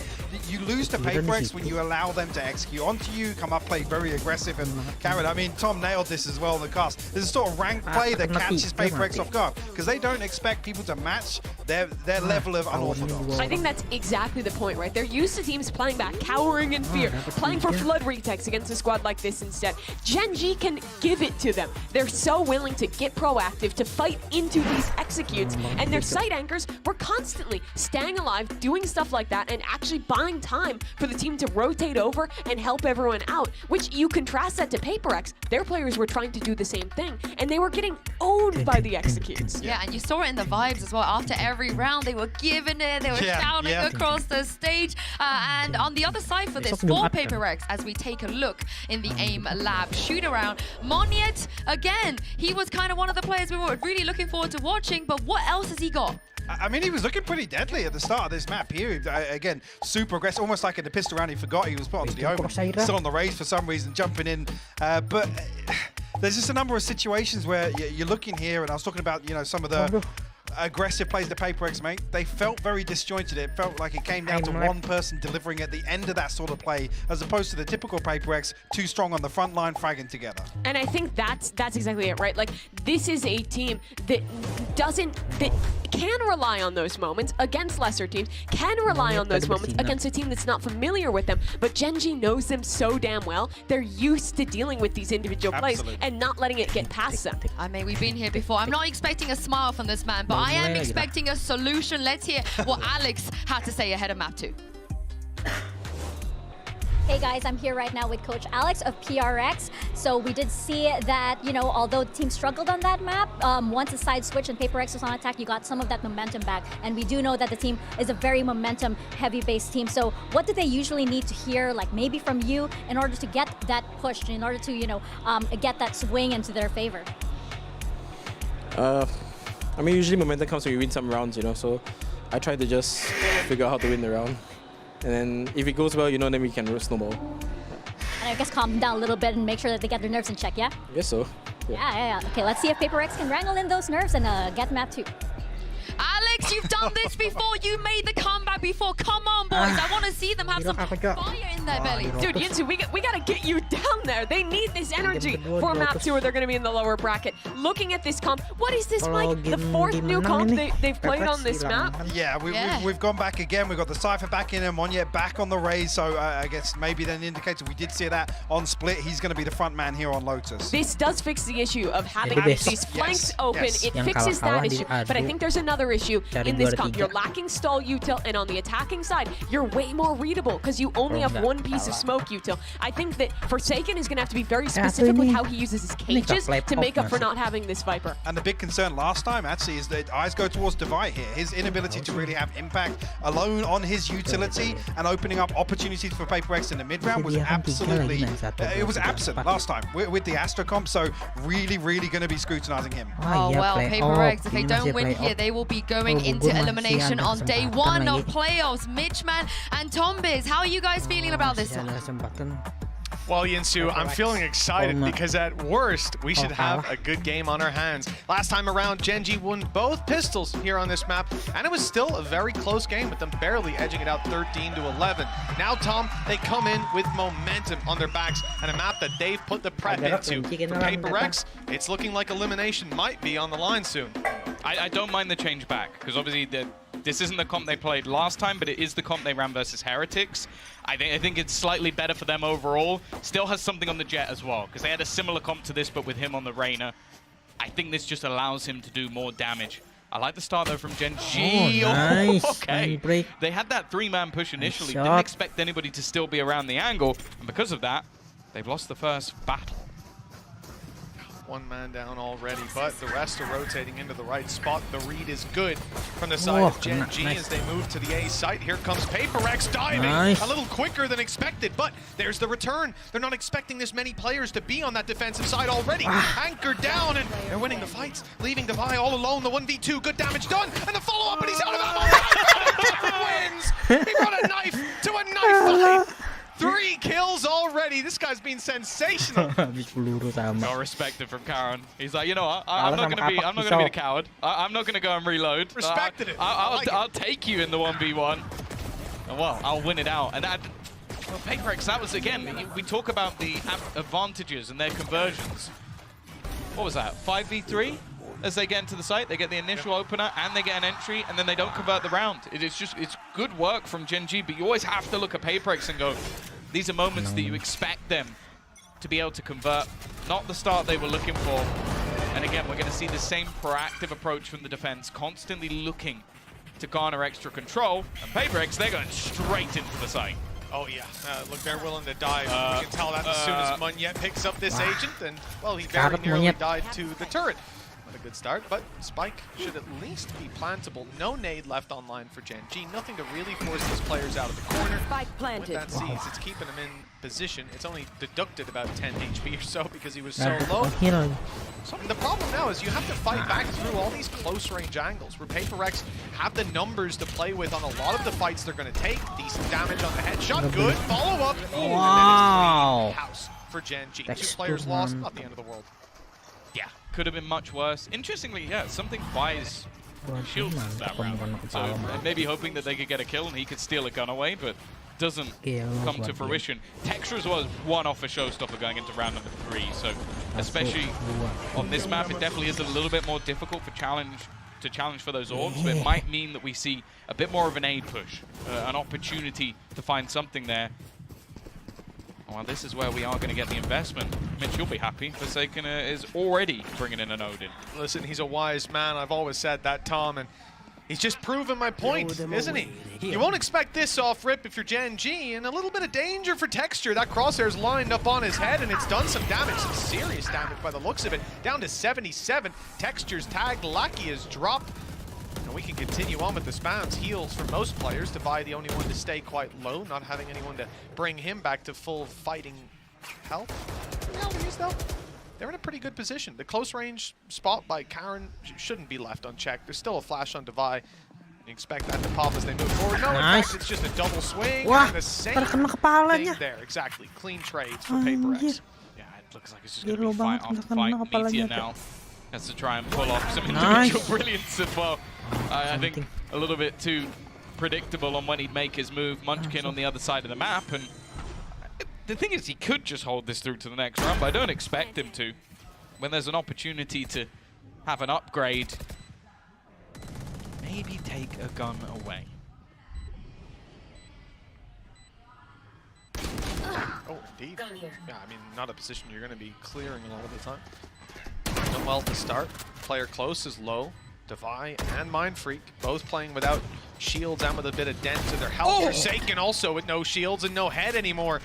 This is getting very costly for the attacking side. Munchkin not stopping anytime soon. He's already picked up 3, and now he's quickening his pace to the site. The time is so desperately low, and he doesn't know where Devi is. The element of surprise gets PRX the kill and the round. But at what cost? Everything. Absolutely everything. Every single gun just goes for overhunting a player that was going to have a gun in the next round anyway. Like, I understand wanting to earn those extra orbs up, but this is one hell of an overextension. Just constantly fighting versus a player that had a bulldog. And Munchkin, well, you can already see him smack talking, and well, it's not the only thing getting smacked. Wow. Round 4, and there's going to be a real challenge for this attacking side. Weakness is already seen.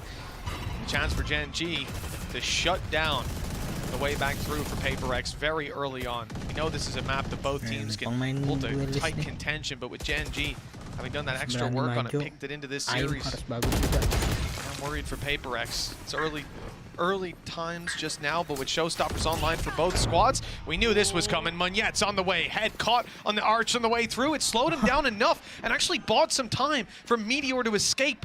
And for Munchkin to round the corner, no one's going to go down to that showstopper, but it's claimed a lot of space. Yeah. Oh, they didn't realize how close Karen is. He had to move because of the Tiger. Monya's going to try and aggress. This is risky. Multiple players on the other side. Showstopper, he should be dead. He literally almost manages to catch one. Even still, though, for Gen G, this is looking fantastic. Timing couldn't be worse for something either. It's going from bad to worse for PRX. They need to find a miracle through these spams. At least been able to get one, but they don't know if the player's still on the spike. The second tab will definitely help them out, but it's not just going through. Too many bullets to dodge there. But Gen G, they break back immediately. And well, we mentioned them losing all their players. It's going to hurt now. Yes, it absolutely is. Now you see the butterfly effect of that. Well-placed showstopper by Textures. We said there were 2 online, only 1 found its mark. And then the chaos afterwards. Every time you see someone on PRX turn their crosshair to look towards an angle where they've just seen someone swing or they've just lost a teammate, they get shot in the back because that's the exact timing that Gen G go for the retake on all sides. Gorgeous stuff, 3-1.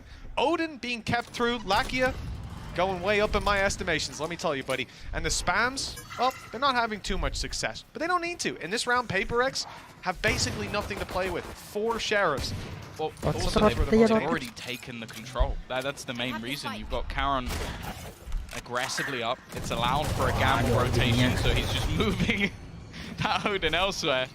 Not the most common door to spam because you are open to a couple of angles, but it won't matter. And this is the thing. We've seen this scenario many a time. Find a kill, TP back. Karen is excellent at knowing when to reposition as well, so they can lead those. Oh, spots open. This is ambitious. Where is he going? Where is he going? He's made it just about around that corner, but well, that was risky. If they came through that whole time, I'm not sure that would have went the way he was thinking. Spray good for Munchkin. It's a narrow alleyway to fight in, and wow, that's a lot of damage. No chance for PRX here. Of course, we did mention they have those weaker weapons. They don't have a lot to play with.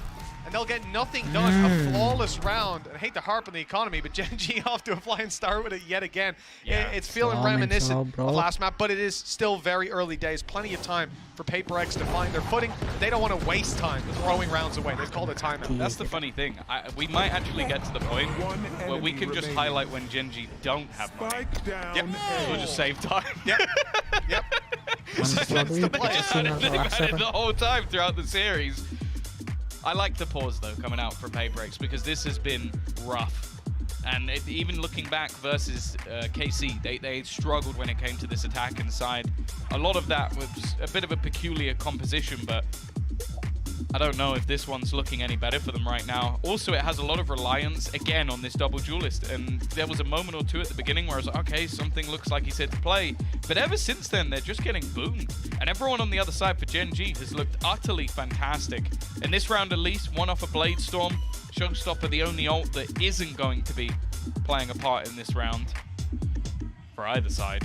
And Munchkin already having that Viper's Pit online. Clearly, this is a time where Alex needs to earn his money. Otherwise, I think PRX are taking that fast track straight to the lower bracket. I want to at least get that third map out. You know, officials are a different ball game to talking about regional play, especially against a team you've already played on that map. You're testing so many deeper things, and I think for them, bombing out like this in the uppers, it wouldn't speak well for what's to be seen because Loud Sentinels, they're not going to be any easier. Yeah, no. I wouldn't want to face up against either of those teams right now. Here we go, though. Again, early paranoia. I think this one is not really going to be played upon. I like the idea, again, using that haunt to get them space, but something, I think he's just going to disrespect the utility. Had enough of these pushes coming through.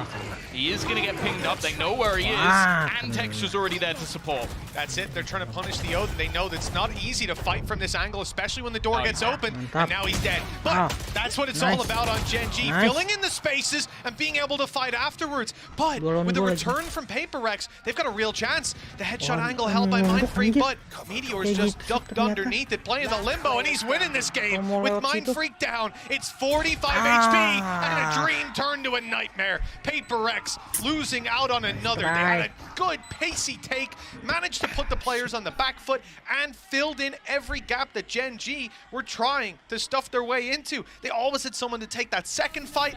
PRX had someone to take the third. This time, though, they lose out when it comes to the post plan. Gotta say, they really could have used that round. Yeah, this is one of those things as well where Meteor's in a 2v2 scenario. The amount of times I feel like I've watched him just get both kills and his teammates still rotating. Like he's just so confident at this stage in his individual ability, and even just ducking under where he assumed his opponent would be holding. That was again another big round for PRX. A lot invested, even having some decent early trades, but it isn't to be. And now, well, Bladestorm is really all we could talk about, and they're ready for his initial play. Almost goes down, but has managed to dodge that singular bullet fired by Texture. Because that's sending them elsewhere. Forsaken was trying to claim some space by sneaking through. We saw good success for that. I think Monyet on the previous map was throwing out a few of those little feelers. But the idea now is you can't play up against that up. This ain't the round for it. Your Bladestorm's already gone, and everyone else has pistols. Close range, numbers advantage is the way to go, and they've done it, at least trading out the first. Karan, though, he has been consistent every single time they've challenged him. This guy's coming up with multiple. 7-2 right now. Teammate ready to swing, and luckily, because Karan was dropped very quickly, so too is Meteor. Hell, it's winnable for Divine, but his knife was pulled out. Tried to evade some spams or some, well, players emerging from the smoke. Unfortunately, he jumped right into their crosshair. 6-1 for Gen G, and 4 ultimates online coming into round number 8. It's one of those scenarios where, again, PRX have made some of these rounds look somewhat competitive, but Gen G are consistently able to clutch out the late round. Again, as you said, ults are in their favor, finances are in their favor. There's at least a lot coming online in this round for the side of PRX. Counter operator going to be invested into on something. He has had a very quiet start to this game, and a reaction shot from Texture already puts down Monyet. You see the idea as well? We see the aggression, we try to take space elsewhere. Denied on A, because Gen G are getting aggressive, giving PRX a taste of their own defensive medicine. This is a really good start with 4 ultimates to fall back on, 3 of which will help you out if you're in a pinch. For PRX, where do they go? Where do they take it? Maybe they can get a neural theft if they can even drop a body. And they cannot. A wallbang kill with the Odin from Lakia. That's something dropped. That's the op down. And he's looking for a little bit more. I don't know where they're going to take this on the attack, but I think I know what the result will be regardless. Forsaken's been quiet as well, and reposition. Nice shot at least. Will make things that little bit more interesting. The reveal as well will tell exactly where their opponents are. Knowing there's only one player here, the turret though, keeping things disruptive. And Meteor, again, full sprinting to help his teammate out. It gets close for a matter of seconds, but Gen G continue their utter dominance in this match. 7-1 on the defense. I don't know, yeah, second pause is going to be called for PRX. At this point, I feel like they're running out of ideas. I also just did tidbit as well. Last 3 times, Gen G have won, played and won this map. 8 rounds on attack, 9 rounds on attack, 9 rounds on attack. They're 7-1 up on defense. Ooh, that's not good. I would say that's very bad if you're a PRX fan. That's quite poor. Yeah, and the reality is for PRX, you're looking at the last time they played this map against this squad again. You know, I was looking back at that series, which worked perfectly for me today because it's the same maps. But the funniest thing is something. He was on the Reyna and he was popping. He was doing well. Will I say justified a Reyna pick? Maybe not, but we know on a good day he absolutely can. This time, I don't care what agent he's playing, he's having a damn tough time. 2 and 8. Compare that to Split last time, finding so many opening entries on that attack side. Now listen, I'm going to be the last person to complain about Jet dying on the attack, right? Often that's your job. But here we haven't seen those dive plays as consistently. At least that hasn't been the crux of their attacking side. The problem is, how many rounds have we seen where literally 10 to 15 seconds in, it's 3v5. No control, no benefit for it. One guy goes down, they push somewhere else, that guy goes down, then they sit there with nothing to do. Think about the spots that Gen G are also willing to claim. Like, they pushed out 2 players in all the way past Mound. They weren't even holding the deep angles anymore because what's the point? And they're they pushed try and A swing through with 2 them. players in the same round. Yeah. Right, so like this is the thing. You even peek your head out and go, oh, are they rubble? Yep, they are. I'm dead. Yep, they're right. everywhere. Now we have no advantage. We're Are playing they going to from push behind. B? It looks like they are. Insta smoke. B control being taken by 3 players. Just waiting to see if the push will come through in that direction. It's going to allow them the fast take back of this control. Paranoia immediately put through. The trade's not awful in the beginning, but they quickly divulge into nothing for the side of PRX. Forsaken trying to claim it back though. Finally, he comes alive. Well, this is the round that he needed to wake up in. That spike is theirs, and they can walk it straight to the C site once that door is closed. 16 HP. Mind Freak on 42, but Texture's got an op and an nade. And there's a snake bite left. This could be very, very dangerous indeed. For now, though, Texture's not deploying the nade. Instead, sitting down, op in hand, 16 HP, turned to 0. Nice shot with the operator as Mind Freak now has a nade below him. He's safe up top. He's got the angle, could even pick off Munchkin. That could make it winnable. But Texture's a little too quick. I love it. I didn't think he could fire off that quick. It's just like, he's got an op as a negative, and then it's like, no, never mind. Wide swings it. Like, all right, we're quick scoping now, but that's the level we've hit for Gen G. 8-1, Tom. Yeah, I almost wanted to say coming into this map, well, it can't get any worse. It just has. It was 8-2 at least last time. It definitely is looking like a golf in class, which, again, considering this is the #1 and #2 from the same region, though we've already seen them play a best-of-5 series that was a 3-1, and a lot of the maps were close. It looks like Gen G have leveled up, and for PRX, I don't know if they've fallen off, because that's looking like the difference between these two is not the same we've seen before. All 5 ultimates, by the way. Gen G don't need them. That's actually the point we're in. They don't need the ults. They're just winning the rounds anyway. Normally you'd be thinking at this point, oh, let's just throw one out just to see. Well, there you go. There it is. Okay. Cycle the economy a little bit. Here comes the big rocket, and it's not landed. It's not found the value it needed to. The lockdown has been destroyed, and Meteor was tagged down quite a bit. That's the value, right? That's the value. They got rid of the show. They got rid of the lockdown, so they can at least claim some space. He's screwed. There's no way he survives that. It's giving PRX a chance, Tom. They haven't planted the spike, but they don't need to if they win these fights again and again, and they have. Lakia dropped, leaves Munchkin 1v3. If he wins this, I'm putting the headset down.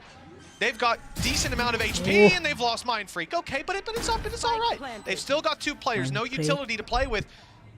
They're going to just take these fights, not one at a time. That's the only thing I beg of you.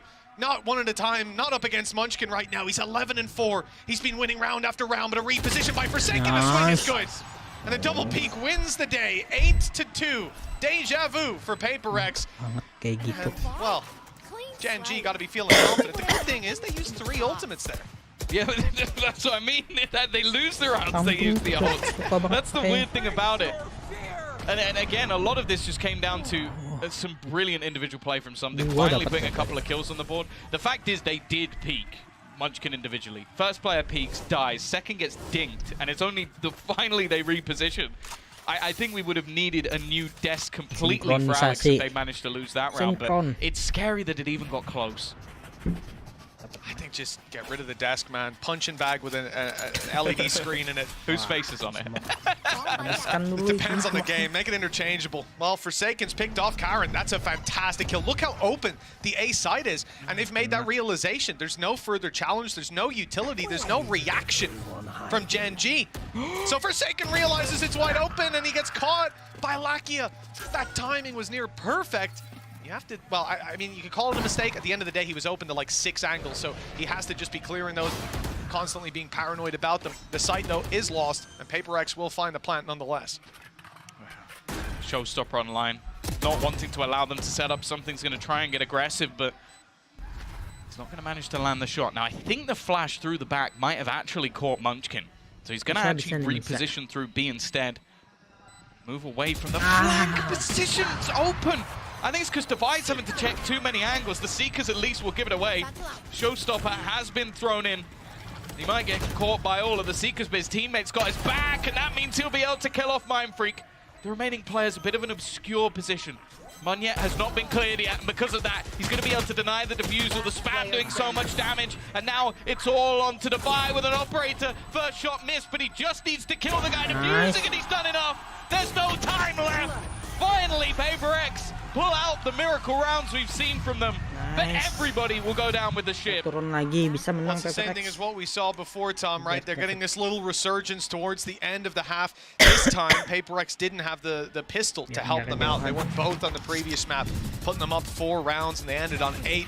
But here, they're doing it on the rifle rounds. They're doing it in the clutches as well. As close as they may come, it's still giving them that little bit of a heartbeat to continue on forward. Now, this round, the last of the half, Gen.G come in with the Viper's Pit. That's going to be a problem to fight through on the defensive side, or potentially a very strong tool for retakes. Man, it's scary when it's a Red Bull clutch that gets you your 3rd round, but as long as they're getting the rounds, I don't think they're going to mind too much. This battle is now changed. It was previously Karon being solo, and now it's Texture, and his operator has been fierce. Gelo banget, nggak bawa sagi. Looks like they're going to go back into it. 1, 2, 3. Is there flashes or anything? No, it's just a dry wide peek by Munyet. Players up top looking to trade, but Texture's out of the angle too quickly. PRX have given him another shot, and it looks like another bite of this apple. As around comes another, but finally the miss is there. Texture gets the reset though with low HP. He's dancing around, but he's being caught. There's no escape this time, and with Lakia falling, a real chance emerging for an 8-4 half. It looks like PRX have finally woken up. They've found some punch to be packed.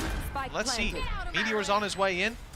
Up close with a teammate further away. Munchkin's making a lot of noise. They're trying to find an angle to deal with him, and instead running into Meteor. Well played. Now they can group up and try to force this 2v2 with the Viper's Pit.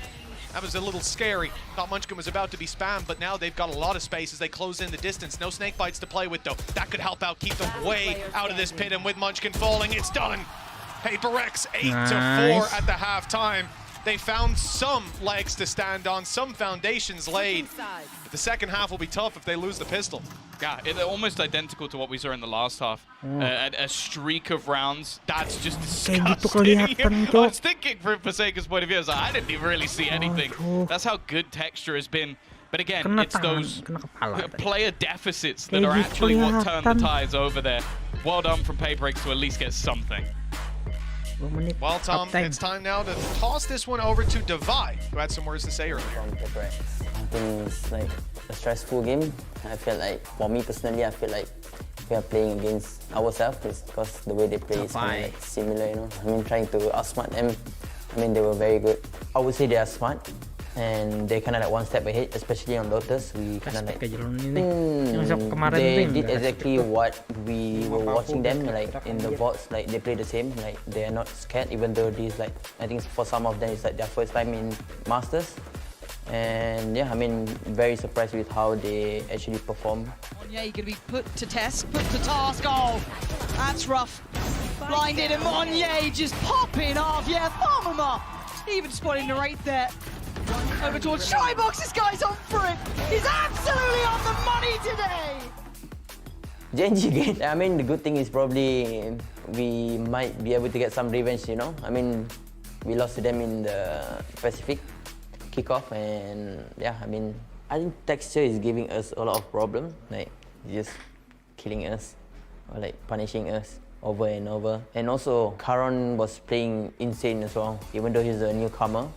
But I think he's probably like the top player in the league. I think he got MVP as well in the Pacific kickoff, and yeah, I mean, insane. Yeah, maybe we go back and cook some strats, you know, to cook these two. Well, Devi has certainly been cooking 15-9, exiting that first half, with the next closest player being Something. Pretty good player, pretty well respected. He's got 6 kills, almost a third of what his teammates rocking. It's been tough for the side of PRX. They haven't found a lot of success, but that little 3-round streak to close out the first half, Tom, it's given them a chance here. We want to see them take the pistol, though. Yeah, we want this to let's be go, a competitive match that it definitely has not been. Gen.G looking like a competitor for the crown, and thus far we haven't seen the PRX that we know and love. This pistol round might just be a deciding factor, but a great start from Monyet. Already pushing aggressively on the other side is Something waiting for someone to try and make their move, and he's going to go back for a little bit more. Has to use the dash to get out of there, and is now waiting for the cavalry to arrive as the rest of the team somewhat far away. An opportunity, but forsaken with a good trade. Keeping the numbers in their favor. Something needs to do a little bit more. He's done some damage, and there's the follow-up. A shot right to Texture's temple. That's going to put us in a 4v2 with PRX definitely favored to take this pistol now. Forsaken fallen. A little bit more of a chance. Something, though, delivers. Okay, he's up top and not spotted. Easy peasy. That's a 3K for Something. Looks like even he's starting to heat up. That's exactly what they need. Just him having confidence. Because you look at it, even on a Gecko, he's basically an op main, so then get the finances built up early, get the orbs rolling on the duelist, which is exactly what's happened thus far. Get that sniper into his hands. This game can definitely slip back. As said, though, for the majority of the matches we've seen, be it mostly in Pacific, Gen.G have been much, much more consistent on their attack. Pistol win then was essential for PRX. Now the follow-up looks easy. Very little to play with for Gen.G, and even if they drop Something, he's the player that's rocking with the pistol. So the margin for error's already been reached here. Any further kills will be costly, will force some level of reinvestment from the side of PRX. But on the defense, they can keep distance, and with the buy that Gen.G have, they're definitely not favored on ranged fights. Defiant will be solo, but you can see the rotation already coming out from Monyet. Jump peek will give him the info to go back in with that Marshall. This is a round that they shouldn't really have any opportunity to win. The weaponry not falling into their hands off the kills they've garnered, and the players they're pushing into are actually just going to start pushing into them. A good round from PRX as they manage to bring things again back within 2. The fact is, it has been the buy rounds where Gen.G truly have been a level above. Well, just look at your screen. Besides Something, this is a round that often you're going to look at as an eco, but 3 orbs away from a Blade Storm means he can force up here, buy an operator, and potentially have a Blade Storm. Even if they lose the round, with how consistent he normally is with that op, I would definitely put stock in him finding at least the 2 orbs. 1 kill and a death. We'll see what he can get up to. It also means they can gamble the control. They've got him holding onto the A site, an aggressive position from Monyet. This is not really the gun you want to have here. Somehow, he gets out of there unscathed. They also had an initial set of players outside C, but after that spot comes through, fading back. Now the cross has already happened, so Something now in a pretty deadly position. And honestly, I think Meteor's a little bit lucky there to even get 1. Well, here's the chance for that operator to finally show its ugly face. Ugly for the side of Gen.G as they lose a player. Take the space to close the distance. Now they'll be a little bit slower on the way around these corners, which is just perfect for Something. He had to be watching the right way, though, and Munchkin caught him unaware. The same happens with Devi, though, leaving it to a 3v2. Defensive advantage and Devi walkabouts. He's been so good. 19 kills, looking for his 20th and his 3rd of the round. And it looks like he might... Oh, he will get the opportunity, but he's being dropped. Doesn't matter, because Monyet's there to catch him when he falls. 8-7. And now this gets me excited for PRX. That round puts them way back in contention because Gen.G got an eco. Yeah, I like the way they play it as well. After the initial spot, that there was at least 1 player lurking. They know that there's an opportunity to potentially steal a gun away. So they 3-man push. Even a trade there's not too bad, knowing there's Something's on the other side. And even though he only gets 1 kill, he does enough to delay and allow for those rotations. Devi as well, though, as you said, he's been fantastic. 19 and 10, topping the entire scoreboard right now. Something once more. They know he's going to be here. They know there's a high chance he'll be here. And they're actually going to really put the pressure on early. I don't mind this from Gen G. They have players lurking elsewhere. Trap just got broken on B. So now for PRX, they have to be worried about the flank. It means you're not going to have Forsaken there to help with this fight. Instead, something has to do it on his own. And again, he finds texture. That's a big part of this take. They tried to seize the space with him blast packing in, but instead, they've been left to try and trade it out. 2 versus 3. Meteor's good position has been noted. As we said earlier, they know that trap was broken. They know there could be someone around here. It's why you see Devi wait for Mindfreak, wait even for the plant to come through, while Munyet finishes this flank. Looks like they're aware. Well, they're very much aware that something is going on. I mean, PRX haven't made a move. Why haven't they? Why are they not trying to fight for any bit of control? And that's not something they'll find an answer to until they plant the spike. Because they've spotted players near B, and they're worried about their spawn. They're actually going to go fighting aggressively. This could be a big win if it comes through. Nice work from Meteor. 1 bullet left. And nothing being spotted towards the spawn. This means they know where they are. The PK is perfect, and he goes back with the pistol. He does it alone. Meteor's going to confirm the MasterCard Thrifty. I'm always looking like a round firmly in the hands of PRX. Falls to 1 man. 1 man with 1 big gun and 1 medium gun also. Very ambitious to go for this. That could have put it to a 1v1 top, but he was having none of it. That's what I said about this guy. He knows he'll hit the shot. For some reason, when it's him, a 2v2, and he goes, okay, I've got the first one, he always peeks for the second, and weirdly, he always gets it. That's the thing. Every time I'm sat there going, I'm ready to critique, and then he gets the kill, and I'm like, well, fine then. I guess that was the right play. Well, uncouth, but it works this time. Certainly caught his opponents off guard with Gen G 9-7 and claiming that round. PRX have weaknesses. An operator in the hand of something. It's not really an opping angle normally, is it? Oh, nice flash, that's good. But he hasn't got the dash anymore. It's faded out for Munchkin. Oh, the shot's missed. And Munchkin's been given a second chance at life, while the showstopper is again just... Oh, I thought just used for space, but if he fires it out close, no! He doesn't pull the trigger! And now he realizes his mistake as the dive comes in from PRX. They've got a lot to work with. The old Stoke should be, well, in theory, forcing them back, but it hasn't happened at all. They went aggressive. Made this one problematic. Spike already planted at least, so they're going to have to respect it and just fall back. Munchkin's still holding, and they have a pretty nasty potential crossfire just with the amount of time that can be bought. Munchkin is just looking at that clock. That's all he really aiming for, sitting back, waiting for the push. He manages to land the first, almost onto the second. The PRX respond in turn, a back and forth so far in this second half, and they close the gap once again to just 1 round. Well, that's the response and resurgence we wanted to see. This game, this map, and indeed this series he would is have hanging killed on a knife's something edge. if he just shot the bullet. That's got to be so infuriating. Yeah, I can understand he doesn't want to give away his position, but, you know, you make a decision there. Do you gamble it? Do you not? And, well, he chose wrong. Chips on the wrong color. Well, 9-8. And for PRX, it looks like they've really got their hands dug into those reins. The economy is low. We've seen Gen G win low by rounds. There's a Viper's Pit online with 1 kill for Munchkin, 1 orb, 1 plant. But the main thing is, something has got basically an now that's a Yassine dash! But it works out for him, no punish. And the reposition gets him another kill. Swing out, coming in to the side of PRX, and closing the round in just a second. Blink and you miss it, as we're 9-9. Yeah, they have somehow made this comeback happen. 5-1 in this second half after what was basically, we were at a scoreline where this looked over. What was it, 8-1? And then they went 3 rounds in a row. And that's the thing.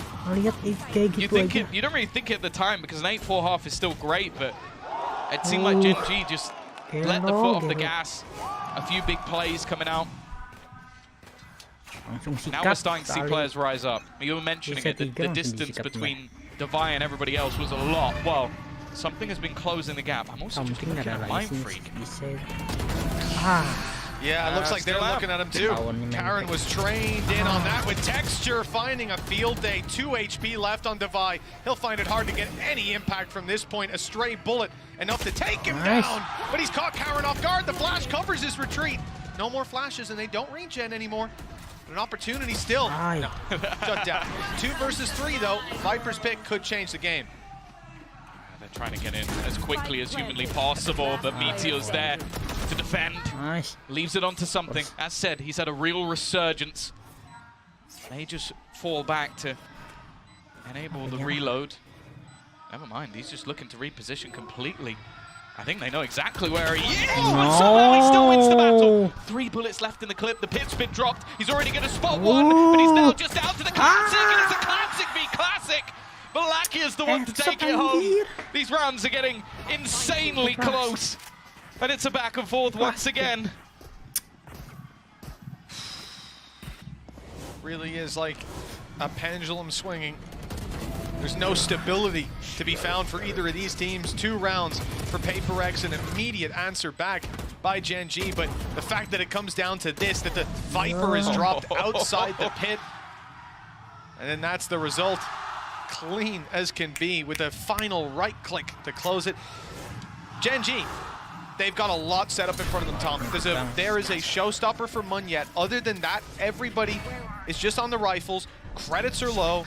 Gen G could be on the home stretch very, very soon, and Forsaken in that corner needs value. They've not seen him. He's good for 1 and damage on Texture. Those could be very, very pivotal facts for us as PRX look to move back through. So many players are low. One extremely low in the corner. It's the Rocket to find him. Yeah, that's the thing though, that trade's all right. That was the low HP player that goes down. I don't think they're going to mind that whatsoever to put it back into a 3 versus 3. Something about to try and go through this. His teammates a little bit further behind. No flash available for Devi, so it's just going to have to be the raw push. Already managing to retrieve a rifle, but every member falls. Gen G now get a double back of their own. And the major worry here for PRX, they don't have backup credits. They don't have anything in their pockets other than a Blade Storm. This could be the beginning of the end. It feels that way, Tom. 2-round cap.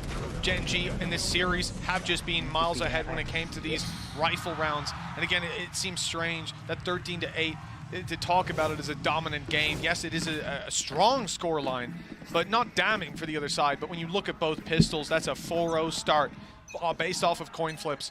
And PRX managed to just about come ahead. When it came to rifle rounds, they weren't able to succeed. Now, early push, it's not quite a rifle. Instead, it's a set of blades, and those don't even get fired off. They lay by his side as he falls to the floor. Something down, so too is Devi, and they're ready for another player close. There seems to be nothing that PRX can do to surprise this Gen G roster in the last few rounds. And with 12 looking like it's on the board, Tom, these players, they have to be feeling the crushing weight of this series. The lower bracket is beckoning them, and there they'll face elimination against the Sentinels or Allowed. There's no easier fight for them than a team that they know. The devil they don't is coming. It seems like Gen G have got their number. This round at least was a weaker investment, but they had to use one of the ults, and it got absolutely nothing. And the second we've got into these post-plants, that's where Gen G have looked their most fearsome. A team from last year that started strong, had a massive fall from grace, made a huge overhaul of this roster with risks taken. Players brought back who had been at a Masters right at the beginning of Valorant, a player they got from Ranked. Players that have not found success elsewhere. Texture, one I think we can really highlight. Like in G, he was okay. But to go into a Gen G roster that's now playing for a minimum of top 3 if they win this match, unheard of, surprising, and now looking like that pinnacle of Pacific. Looking to try and do what no Pacific team has ever done before. Take themselves to an international victory. The PRX are not dead, not down, until you stamp them out. Ooh, definitely looking injured. Path to recovery, 3 straight rounds in OT and a 3rd map. A lot of win conditions. Gen G, 3 ultimates to fight their way through. PaperX don't have reactive ones, not impactful ones. Whereas the lockdown, the showstopper, and of course the nightfall. Any one of those can open sights, pull you out of sticky situations. Door open. That was the defenders, but it's covering Munyet's push forward. Problem is, okay, good nade up close. That's going to force that player out in the open. Problem is, Texture was covering it. And now the push on mid is spotted as well. 3 players left for PaperX. And it looks like they've still got a fight in them. Nightfall won't evade it. He's being caught. But, oh, it's fake information. The Shrouded Step has bought a little bit of an advantage for Mindfreak because he's still alive, his HP recovering, but with something down. And Devi, very much known towards that spawn. Mindfreak's on the wraparound, wants to move towards that singular door. For this, Devi needs to buy some time. He still has a flash to play with. There it goes. It's popped and it's cleared out this corridor. Devi's even won the fight. The smoke is down. A chance if Mindfreak can make it to Devi, if they can take this fight together, but they don't know where the last players are. And the nade has even forced them back for a second. The time now very low. And with 2 players still to root out, it might be too low. Devi just dodges that siege, but Mindfreak down. The time now not to be played with. Okay, no, Texture went out swinging. There's no chance. There's no chance whatsoever. He had to stick it underneath his nose, and short of a big misplay, it was never swinging the other way. 13-9 and 13-8, a consistent showing from the side of Gen G as they take victory over their Pacific comrades. It's on to the upper final. Yeah, it is another huge statement play for Gen G. No doubt at this stage that they wear the crown when it comes to Pacific. But that's not the crown they're gunning for anymore. They said it at the time. Their goal was to make it to the playoffs. Well, they've made it there, and they've continued to push forward in that upper bracket. A team has said that last year didn't really do too much, didn't really give us much to be excited about, and then bringing together a mix of players that maybe many didn't expect to do well, definitely didn't expect to get this far. They continue in that upper bracket to fight off and be the representative as they face Americas, and they send the previous Pacific champion, a previous finalist of one of these events, down in. Respect aja nembus. How dua.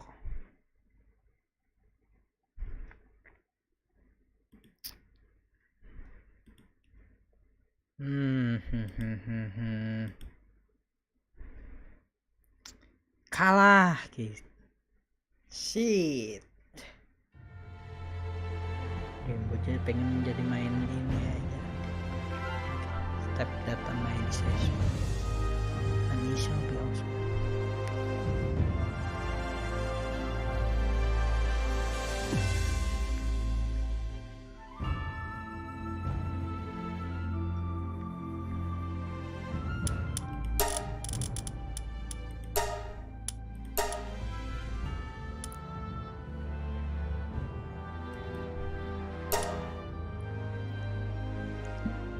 Kalah PRX PRX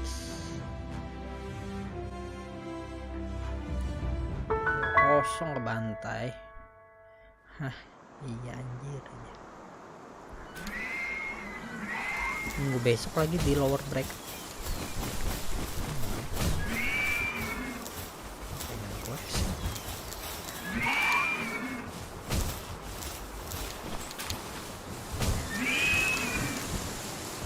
WC lagi. Ini bentar, Pak.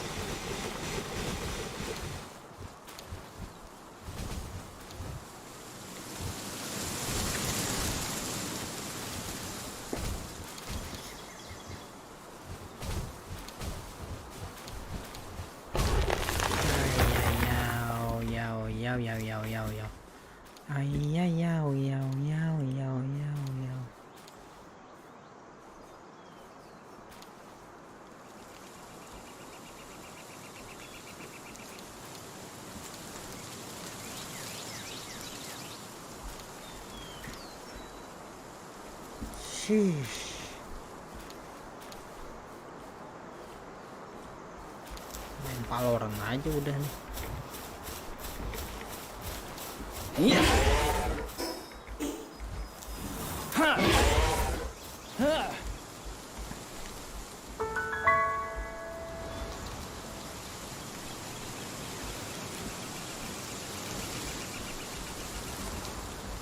Adakah di sini?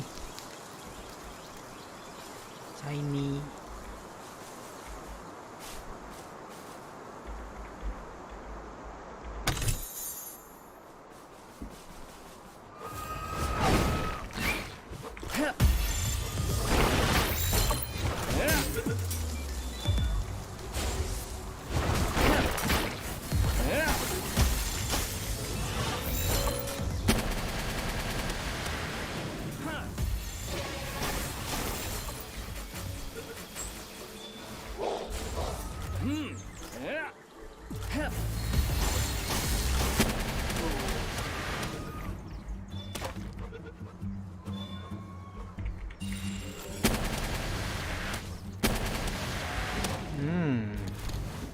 Oh, you like it?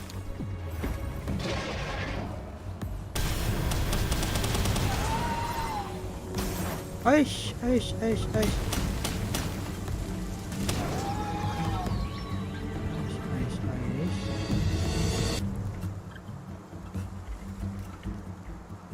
Ada lagi. Apa ada bisa dibuka nih?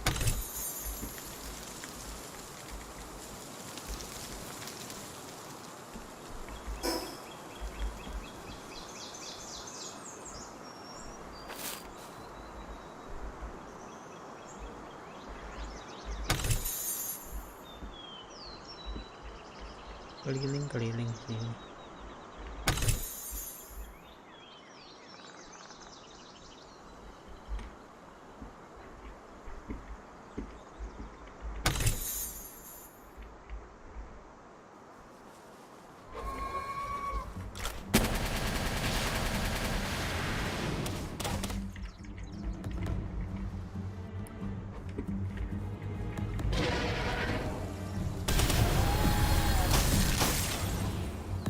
Kenapa?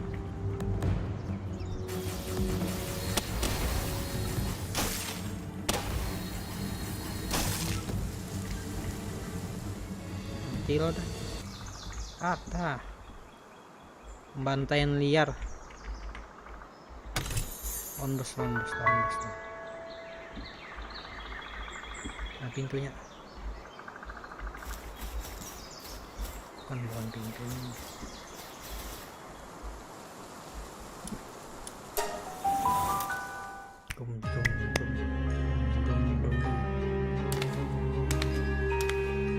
Ganti stream aja lah, stream Palworld anjir 2 jam padahal main PRX daripada main ininya.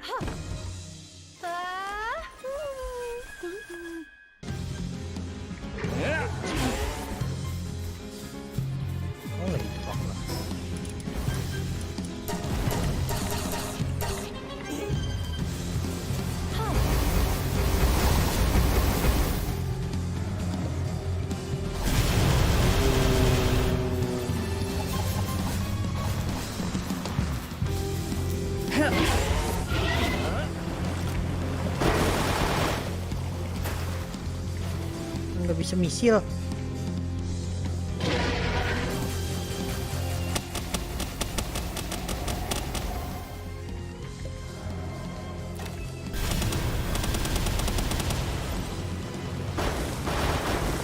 Oh,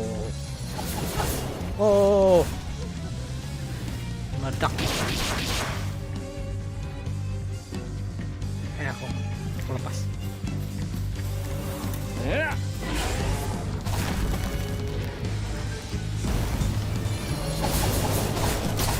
Mana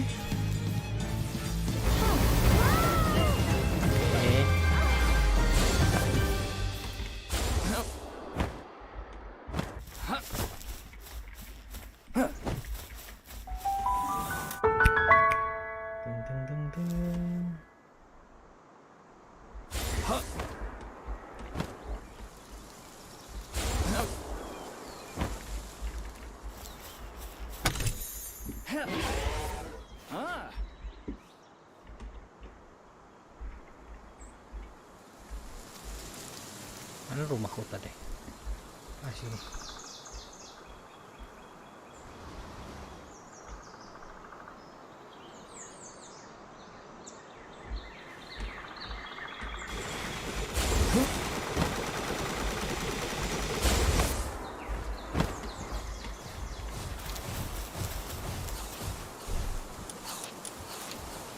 Ribuan enggak?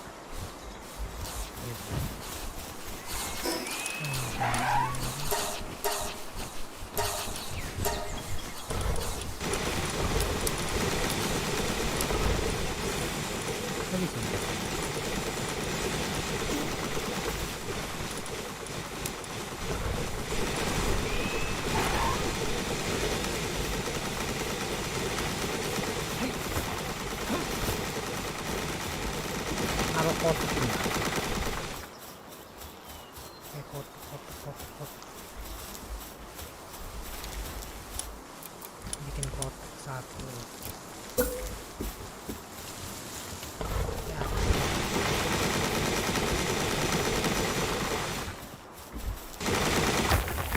Ini aja ini. Dan mereka nggak bisa.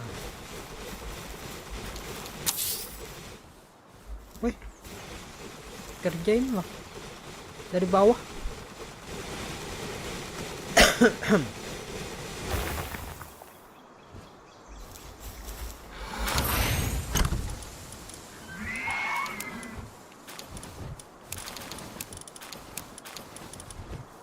Oh,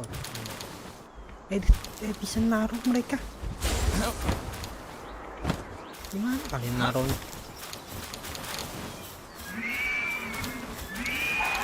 Wah.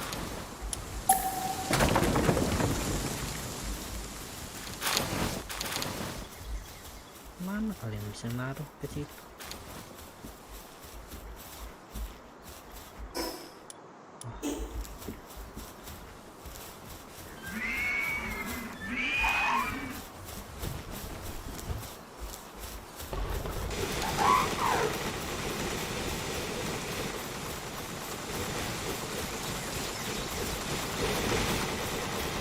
Nunggu malam.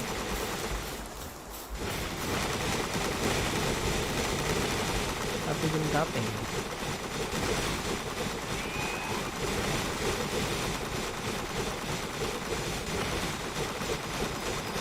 Jam 30 menit.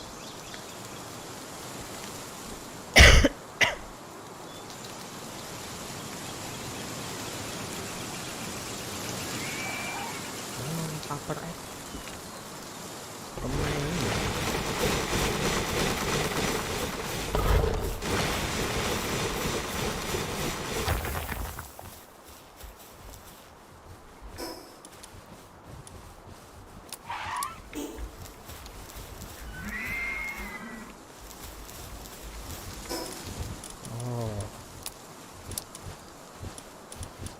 bisa ditaruh, dibuang.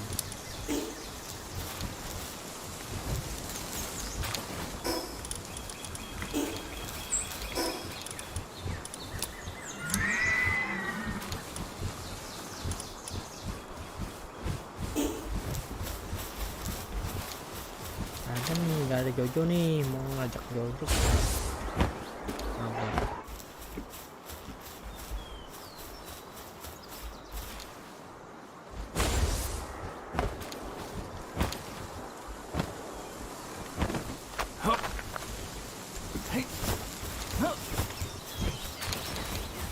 Apa udah bisa?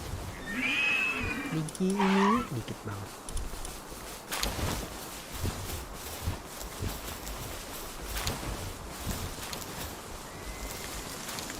Kalian makan.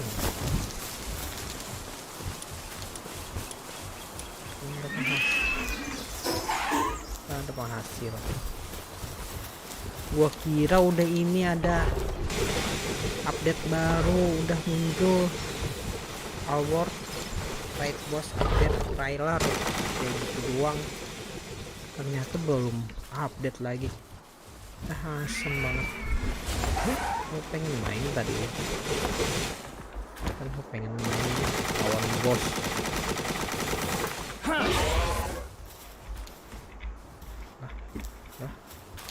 Lah mana kok?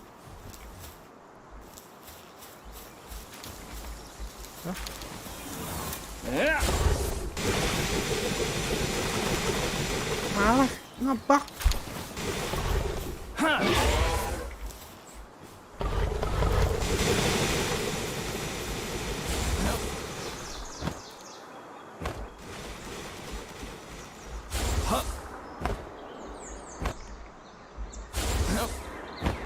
Nggak bisa nggak perfectnya.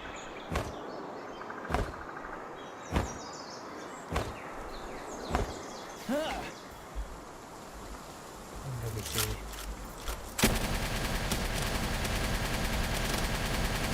Bantaian.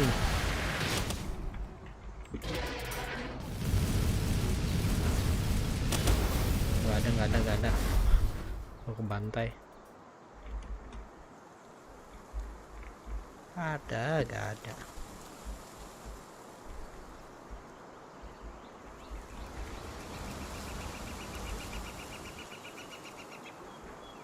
Adalah gunung api di sini.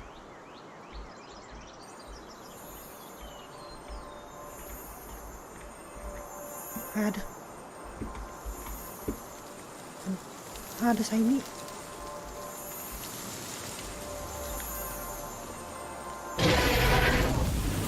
Apa?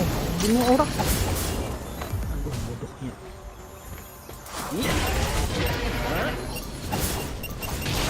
Mati bodoh.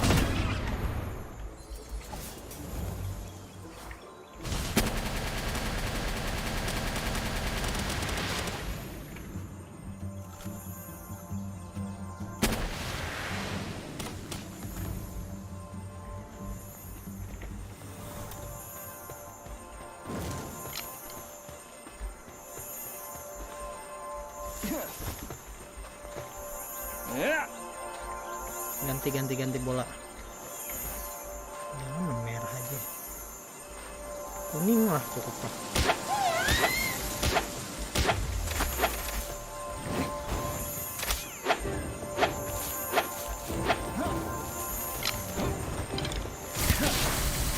Hey.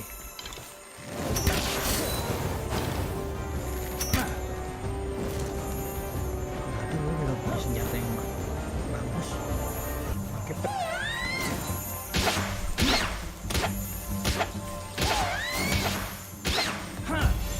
Aduh, ganggu aja lagi.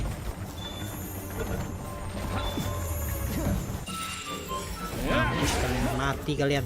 Awan.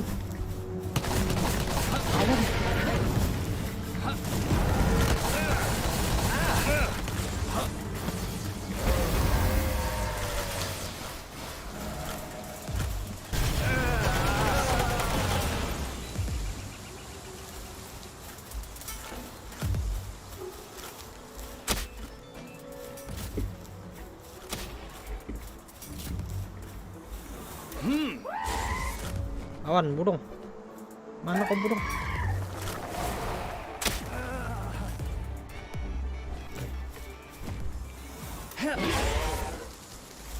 Malah terbang kau. Hey.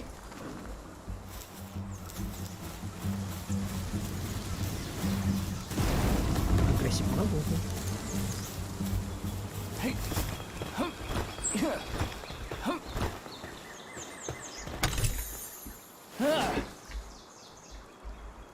Lagi cari-cari lagi.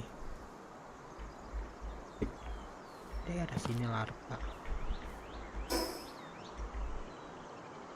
Gak nyangka ketemu.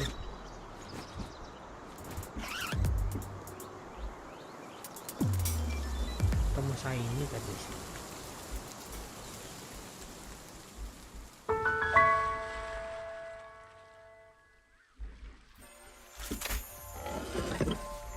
Nah, ada lagi.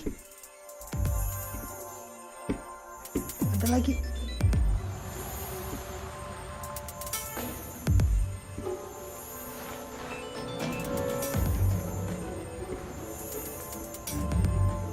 Mana?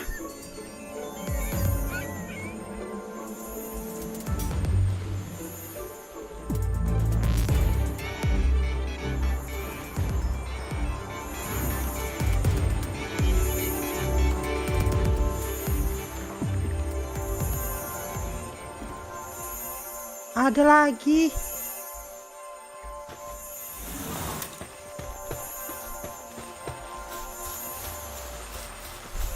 Wah, lama nggak main.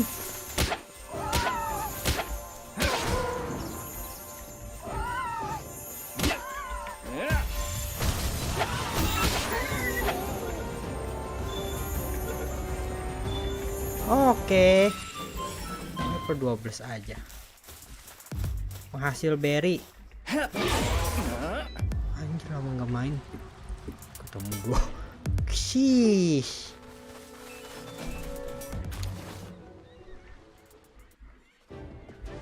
Oh, bos kan nih.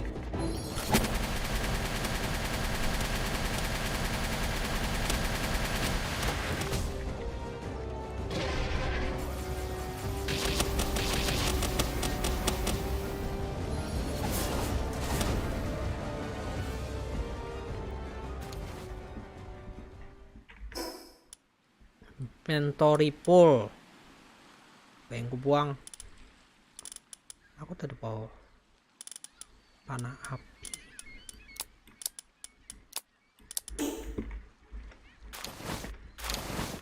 Tomato seed. Sih. Gak penting banget. Anjay.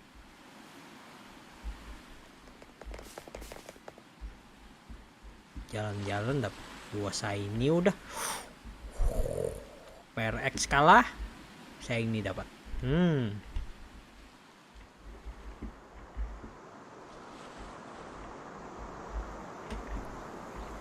Besok lagi masih bisa lagi besok.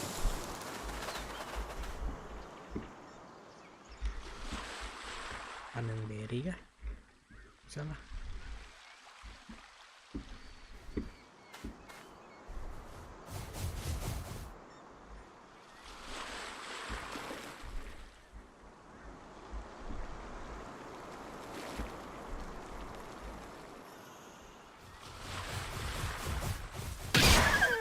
Oh, sorry. Nggak sengaja.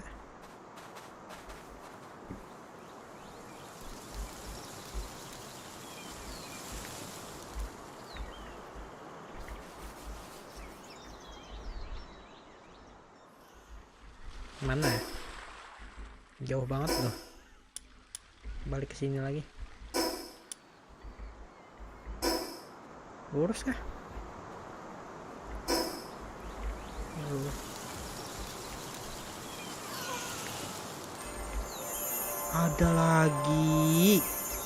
Ada lagi bro.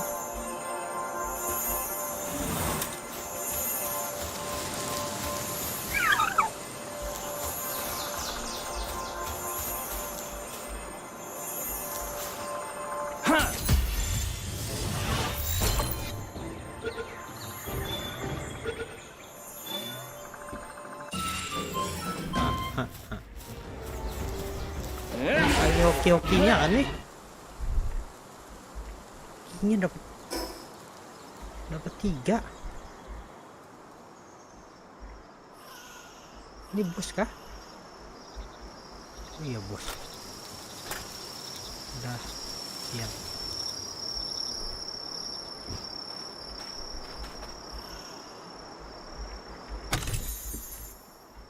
Ada lagi kah?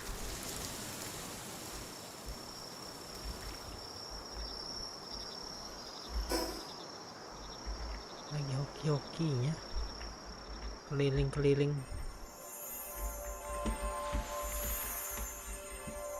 Ada lagi.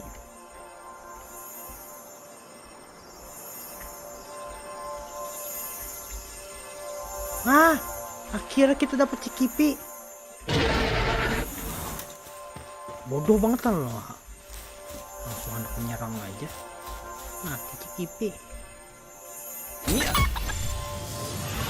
Ha.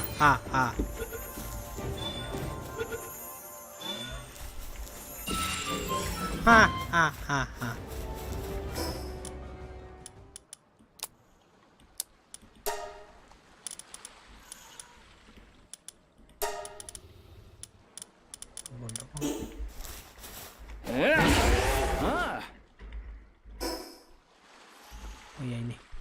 Teruskan.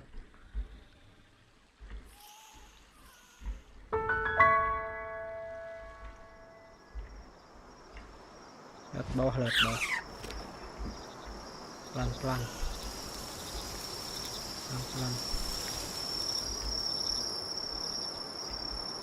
Siapa tahu ketemu lagi.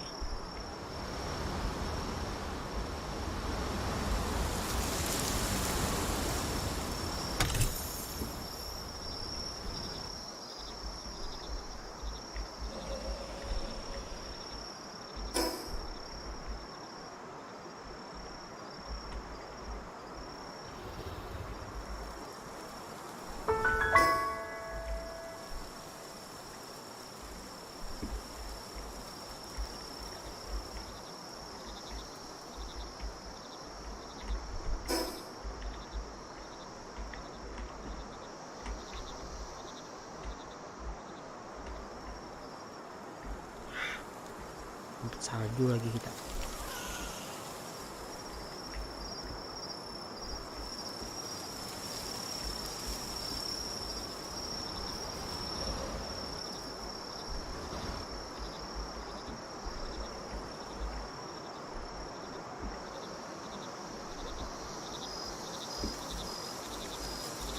Kitsune. Aku tahu dapat kitsune. Ini. Anjir, lurus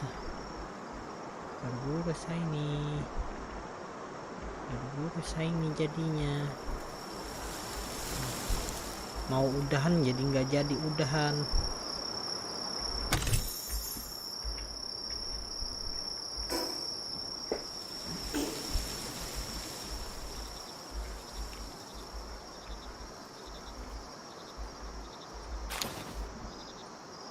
Mana nggak ada. Sini paling susah di sini. Mau saya ini di sini. Udah malam loh. Ini nggak ada kah?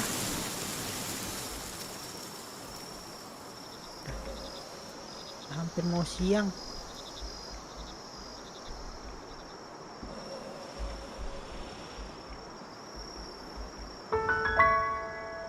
Walah. Pagi udah nih.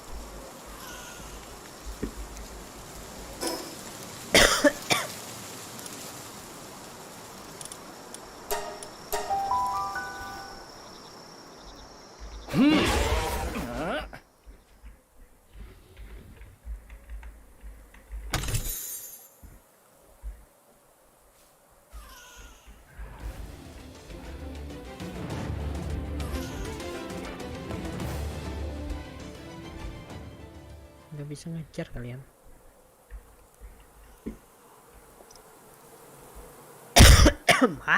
Satu kocok.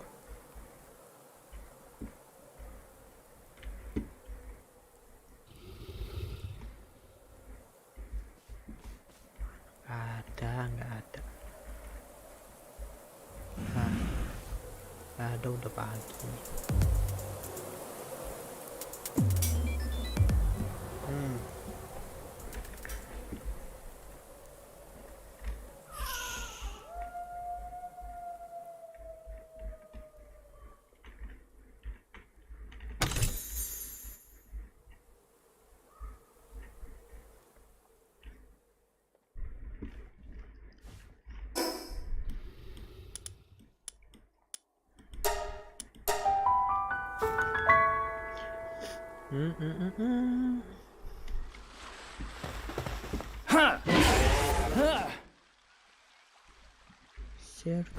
Besar.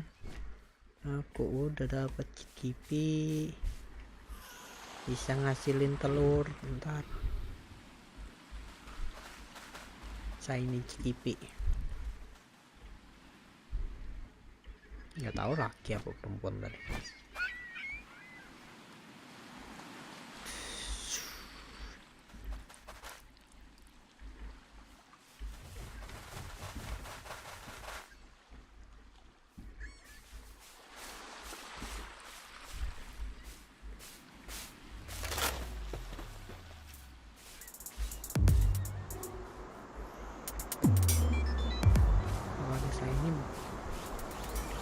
Berbunyi seperti tadi, berbunyilah seperti tadi.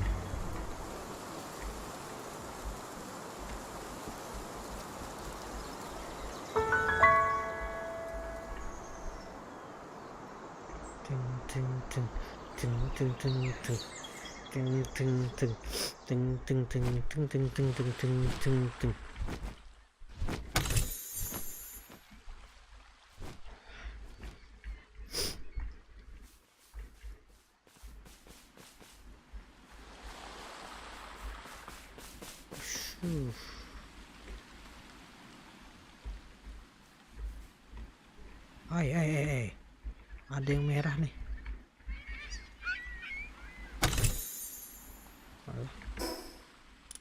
Pintau ripple.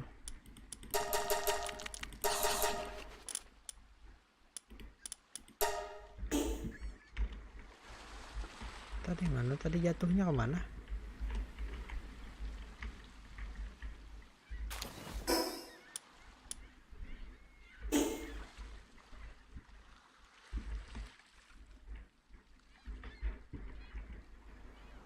Udah, kita pasangkan 3 jam ini. Ganti game aja ntar. Ganti game. Main Palworld. Gak ada lagi saingannya. Oh, udah habis dah nih masa hokinya.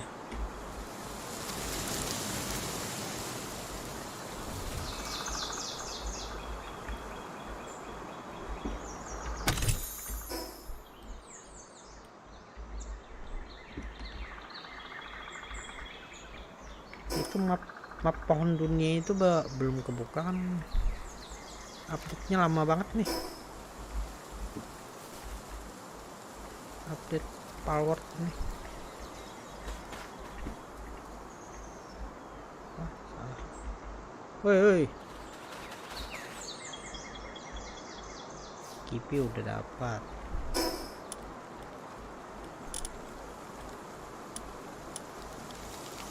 Mana kita pindah mana?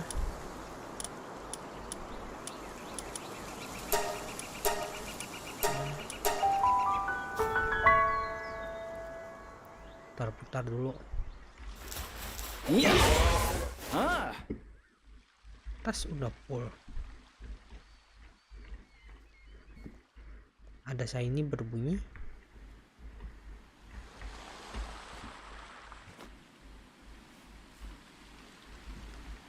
Ada bukan.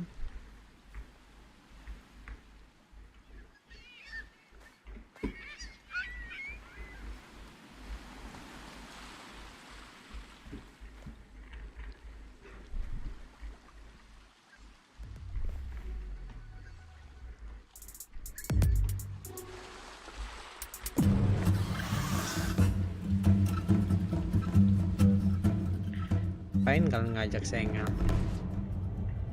Oh, ada dungeon di sini. Level berapa? 40. Dungeon paling besar level 40. Gak ada yang level 50.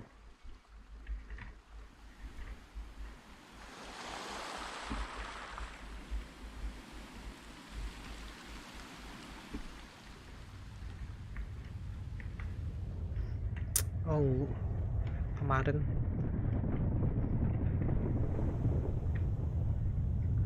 pernah ketemu saya ini repeator tapi mati. Sengaja gue yang kebunuh aja. Shish.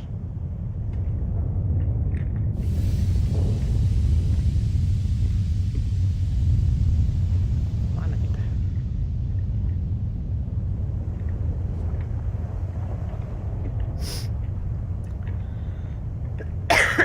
Ah.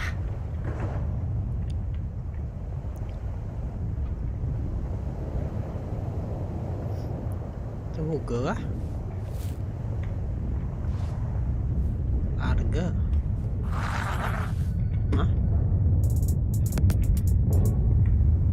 Ini ketemu juga kemarin Blast. Kebunuh kalau ketemu malah kebunuh.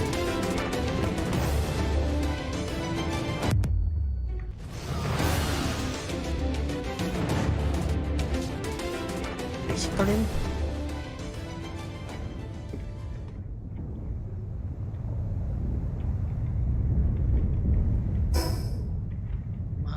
Ke tempat Jet Dragon. Kejar aku.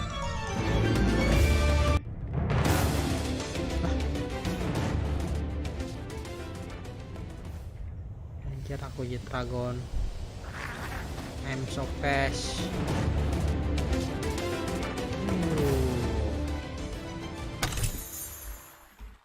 I'm so fast.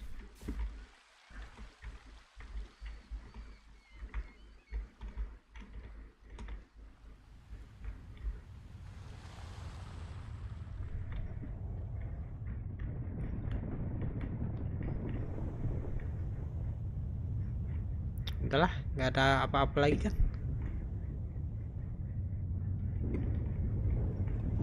Pulang aja. Pulang aja dah. Nah, habis hokinya habis udah.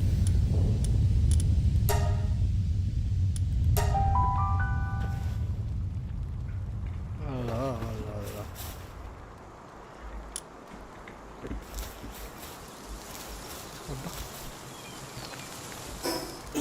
Jet Dragon lagi. Awin.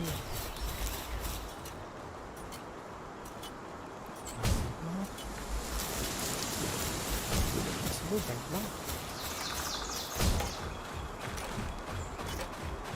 Apa yang dibuang?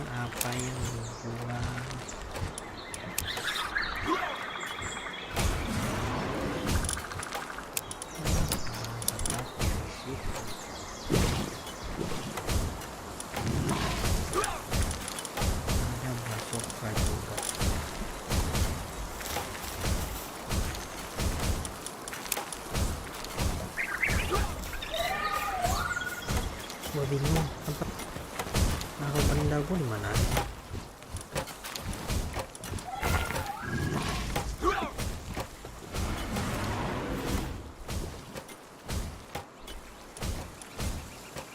Lah.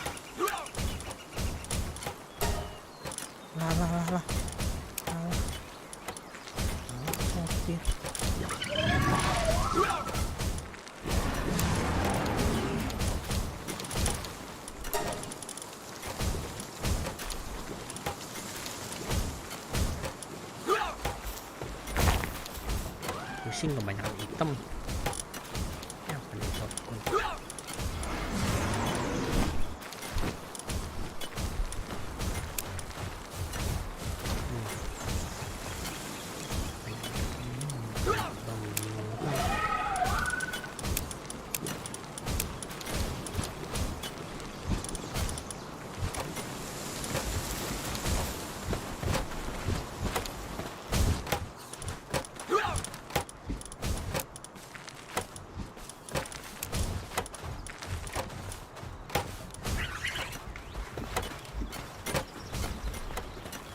Wah, gue kita perlukan hello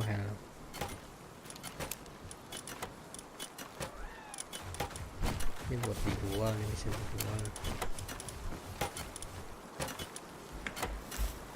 Wah ini. Wah.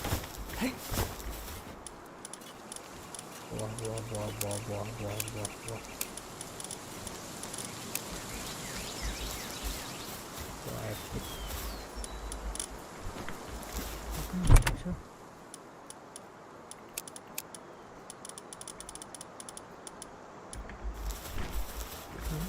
Ada ini.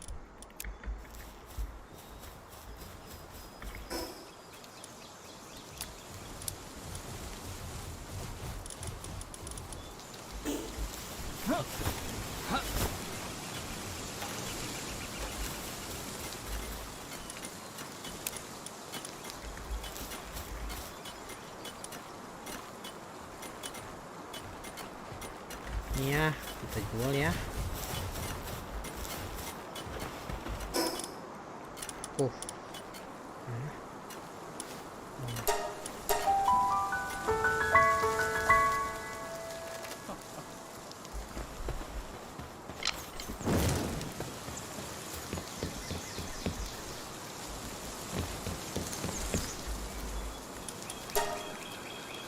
Alah salah sial.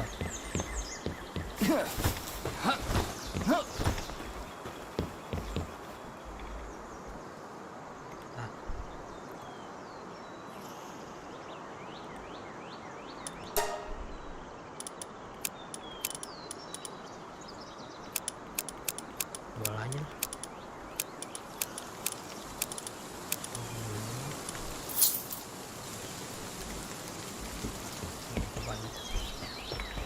berapa? 200. Ini yang bikin berat uang ini kah kalau kita drop? Enggak, uang nggak bikin berat hanya 26 kan udah bikin berat ya.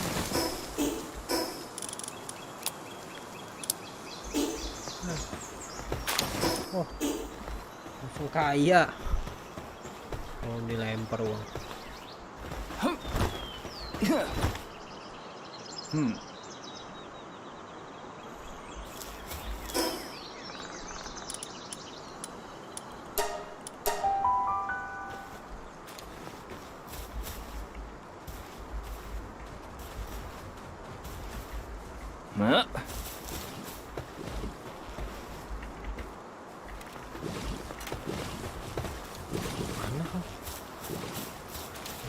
Hei, kerja di sini.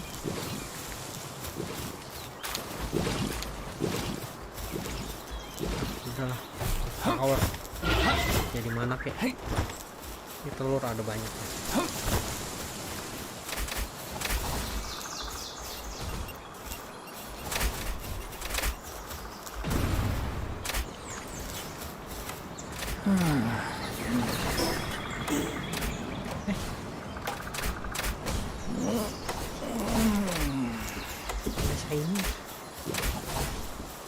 Ada shiny.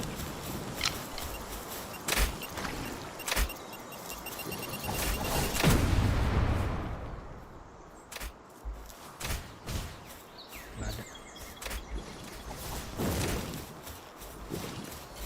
Oke, sekian untuk lab Palworld 3 jam. Wow, baru setelah ini. Oke. Sekian guys, sekian dulu, terima kasih dan sampai jumpa live Palworld.